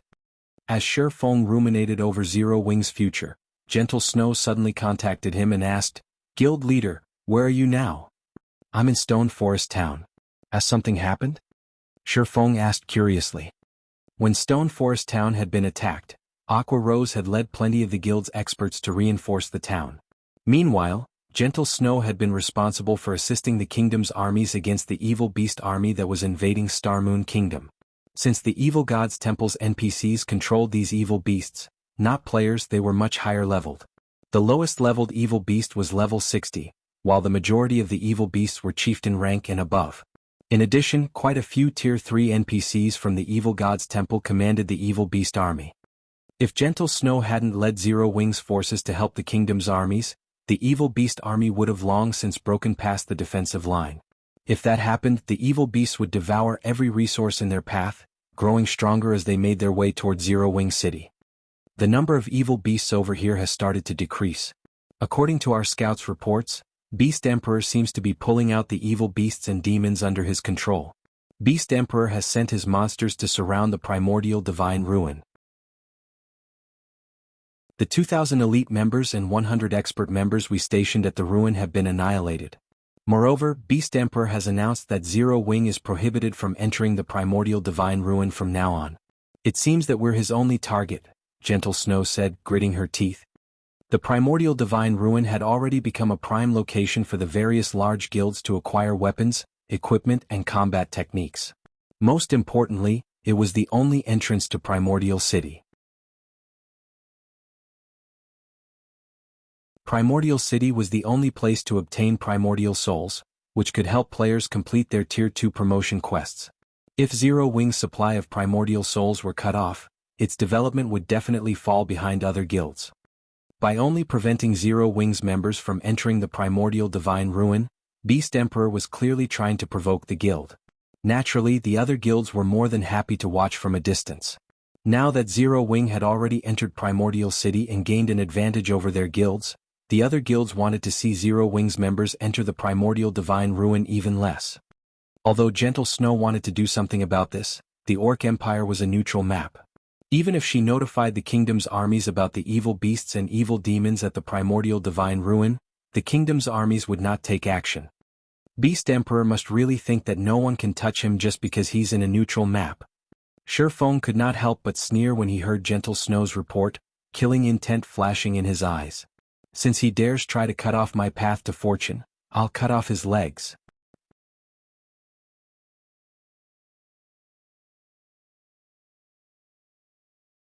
Chapter 1702, Taking Control of the Lost Town. Chapter 1702, Taking Control of the Lost Town. Although Shurfeng had spoken very softly, Gentle Snow could clearly hear the determination and anger in his tone. Guild leader, we aren't really going to take action, right? Gentle Snow grew anxious at Shurfeng's words. That Beast Emperor is obviously doing this to lure us over to the Orc Empire. If we really march our army into the neutral map, we will be beyond the kingdom's protection. Those powerful evil beasts and evil demons will tear us apart easily. If we get dealt a heavy blow now, it will diminish the reputation and prestige we've garnered from the previous war. Although Zero Wing had not suffered any casualties during its battle with Heaven's Burial's armies, it had expended a lot of its resources. In fact, Zero Wing's expenditure in the battle had been astronomical. Other guilds might not have a clear idea of how much the battle had cost Zero Wing, but how could she, a vice-guild leader of Zero Wing, not know? Of the 140,000 magic crystals the guild had prepared for the battle, over 120,000 were spent. With the few magic crystals Zero Wing had remaining, going up Beast Emperor's evil beasts and evil demons would be impossible. Meanwhile, once Zero Wing exhausted its magic crystal reserves and lost the protection of the movement-type defensive magic array, the outcome would be horrendous for Zero Wing's forces. Unlike the evil demons that attacked Stone Forest Town, the evil demons and evil beasts Beast Emperor controlled were all level 60 and above. The majority of those monsters were also at the chieftain rank. Even a tier 1 player of the same level might not be able to solo a chieftain-ranked evil beast or evil demon. Not to mention there were still the stronger Lord, High Lord, Great Lord, Grand Lord, and Mythic-ranked evil demons and evil beasts. It might be a different story if Zero Wing could summon more Baphomets as it did during its battle against Heaven's Burial. If that was possible, Zero Wing might have a chance at victory. However, Shurfeng had already stated to Zero Wing's upper echelon that he had summoned the 3 Baphomets using a consumable item and used up all the summoning chances during the previous battle. Trying to pick a fight with Beast Emperor while being at such a disadvantage clearly wasn't a wise decision. Of course we need to make a move. Shurfeng nodded. In a resolute tone he continued, Moreover, we're going to beat him up badly. He understood Beast Emperor's motives. Currently, Zero Wing was like the midday sun in Starmoon Kingdom. Through the prestige and reputation it earned from the previous war and the attractiveness of the advanced combat rooms, Zero Wing's growth potential was clear for all to see. If Beast Emperor did not take advantage of Zero Wing's current undeveloped state to suppress the guild or even deal it a heavy blow, Zero Wing would definitely become an even greater obstacle for him in the future. Hence, Beast Emperor had dispatched a considerable number of evil beasts and evil demons to surround the primordial divine ruin and prevent Zero Wing from obtaining the resources available there. With this, regardless of whether Zero Wing took action against this blockade or not, Beast Emperor would be able to suppress the guild's development. Most likely, Beast Emperor had already made a thorough investigation of Zero Wing's available combat power. After all, with how large Zero Wing had become, some information about the guild was bound to leak. Meanwhile, if other guilds were faced with Beast Emperor's blockade, they would most likely hesitate over whether to take action against Beast Emperor or not. Unfortunately for him, Shifeng would not hesitate. He might not have any way to deal with Ancient Rock City at present, but dealing with the evil demons and evil beasts that had left the protection of the city was not entirely impossible. Notify Aqua and have her gather 1,500 experts at Zero Wing City. It's best if they're trustworthy. It's about time we let Beast Emperor know that the Orc Empire isn't his to monopolize. Shifeng instructed. 1,500 people? Isn't that a little too few? Gentle Snow was a little confused when she heard Shifeng's words. She had thought that Shifeng was planning to mobilize the entire guild to show Beast Emperor who's boss. Yet now Shifeng was gathering only 1,500 experts. No, they're more than enough. In any case, have these people gather at Zero Wing City as quickly and as secretively as possible, Shifeng said, revealing a mysterious smile. He then disconnected the call and retrieved the Abyss pendant. Previously, he had used the pendant to record the coordinates of the lost town. Now, he could teleport there directly without having to waste hours going from map to map. Lost towns were towns left behind by ancient civilizations in God's domain. Every one of them was very special. In the past, even the various superpowers of God's domain would fight desperately to claim them. It was naturally best if he secured the lost town in the Boneless Land as soon as possible. Boneless Land, Lost Town. By the time Shifeng arrived back at the lost town, some of the monsters in the town had already respawned. The number was not as high as when he first came to the town, but it was still extremely dangerous for current players to be here. However, he did not dwell on the matter as he activated Gale Domain and flew straight to the bottomless pit at the town center. The bottomless pit looked like a passage that led to a demon's nest. The top of the pit was covered entirely by a magic array with small openings located around the magic array's edges, meant for darkness stones. Shifeng soon arrived before one of the holes and placed one of the darkness stones he collected into it. With each darkness stone he inserted, the opening of the pit shrank slightly. At the same time, though, the pressure coming from the bottom of the pit intensified. Moreover, after he had started inserting the darkness stones into the magic array, an invisible barrier of sorts enveloped the entire lost town, preventing the use of skills, spells, and even magic scrolls. When Shifeng inserted the 10th darkness stone, an angry roar came from the pit, following which a level 65 tier 2 demon appeared before him. As he couldn't use any of his skills or spells at the moment, he had to rely on his basic attributes to defeat the tier 2 demon. Fortunately, the Bible of Darkness's passive effect still worked, and so the tier 2 demon had its basic attributes greatly suppressed. Coupled with the fact that Shifeng's basic attributes far exceeded what an ordinary tier 2 player at his level should possess, fighting the demon was a walk in the park. A few minutes later, the tier 2 demon collapsed helplessly at his feet. Following which, he continued inserting darkness stones into the magic array and defeating the demons that came out with every 10 darkness stones inserted.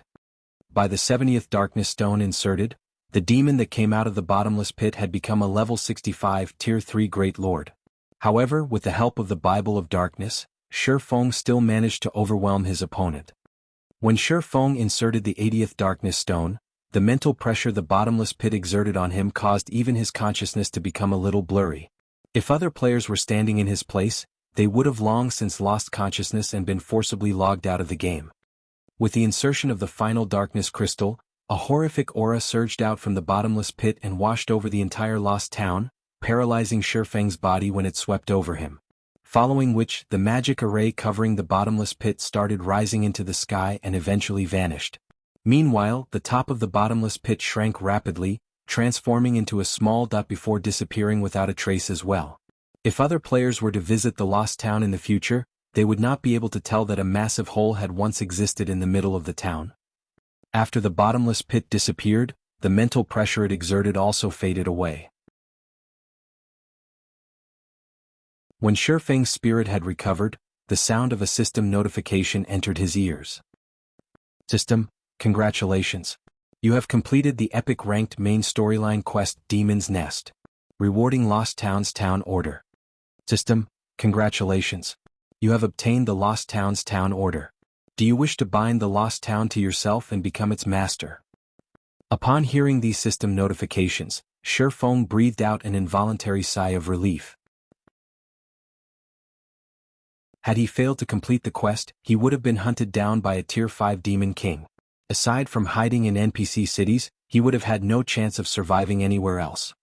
Following which, Shifeng agreed to become the Lost Town's master. With this, the Lost Town officially became the first town Zero Wing controlled in a neutral map.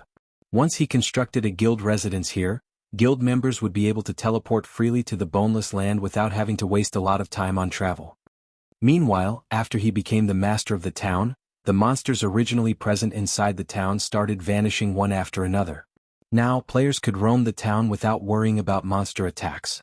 In addition, all of the town's functions were made available to him. Around 30 seconds after the monsters had disappeared, NPCs suddenly started popping up all over the town, filling it with life. Meanwhile, Shifeng quickly made his way toward the main goal of his visit this time. The White Tower. You're tuning in to the Han Li's Wuxia Adventures YouTube channel. We're so grateful for your support, and don't forget to subscribe to join us on this incredible journey through captivating stories. Your generosity through donations truly makes a world of difference, as it's the primary source of revenue that allows me to expand and enhance this channel for you. Thank you from the bottom of my heart for being a part of this adventure.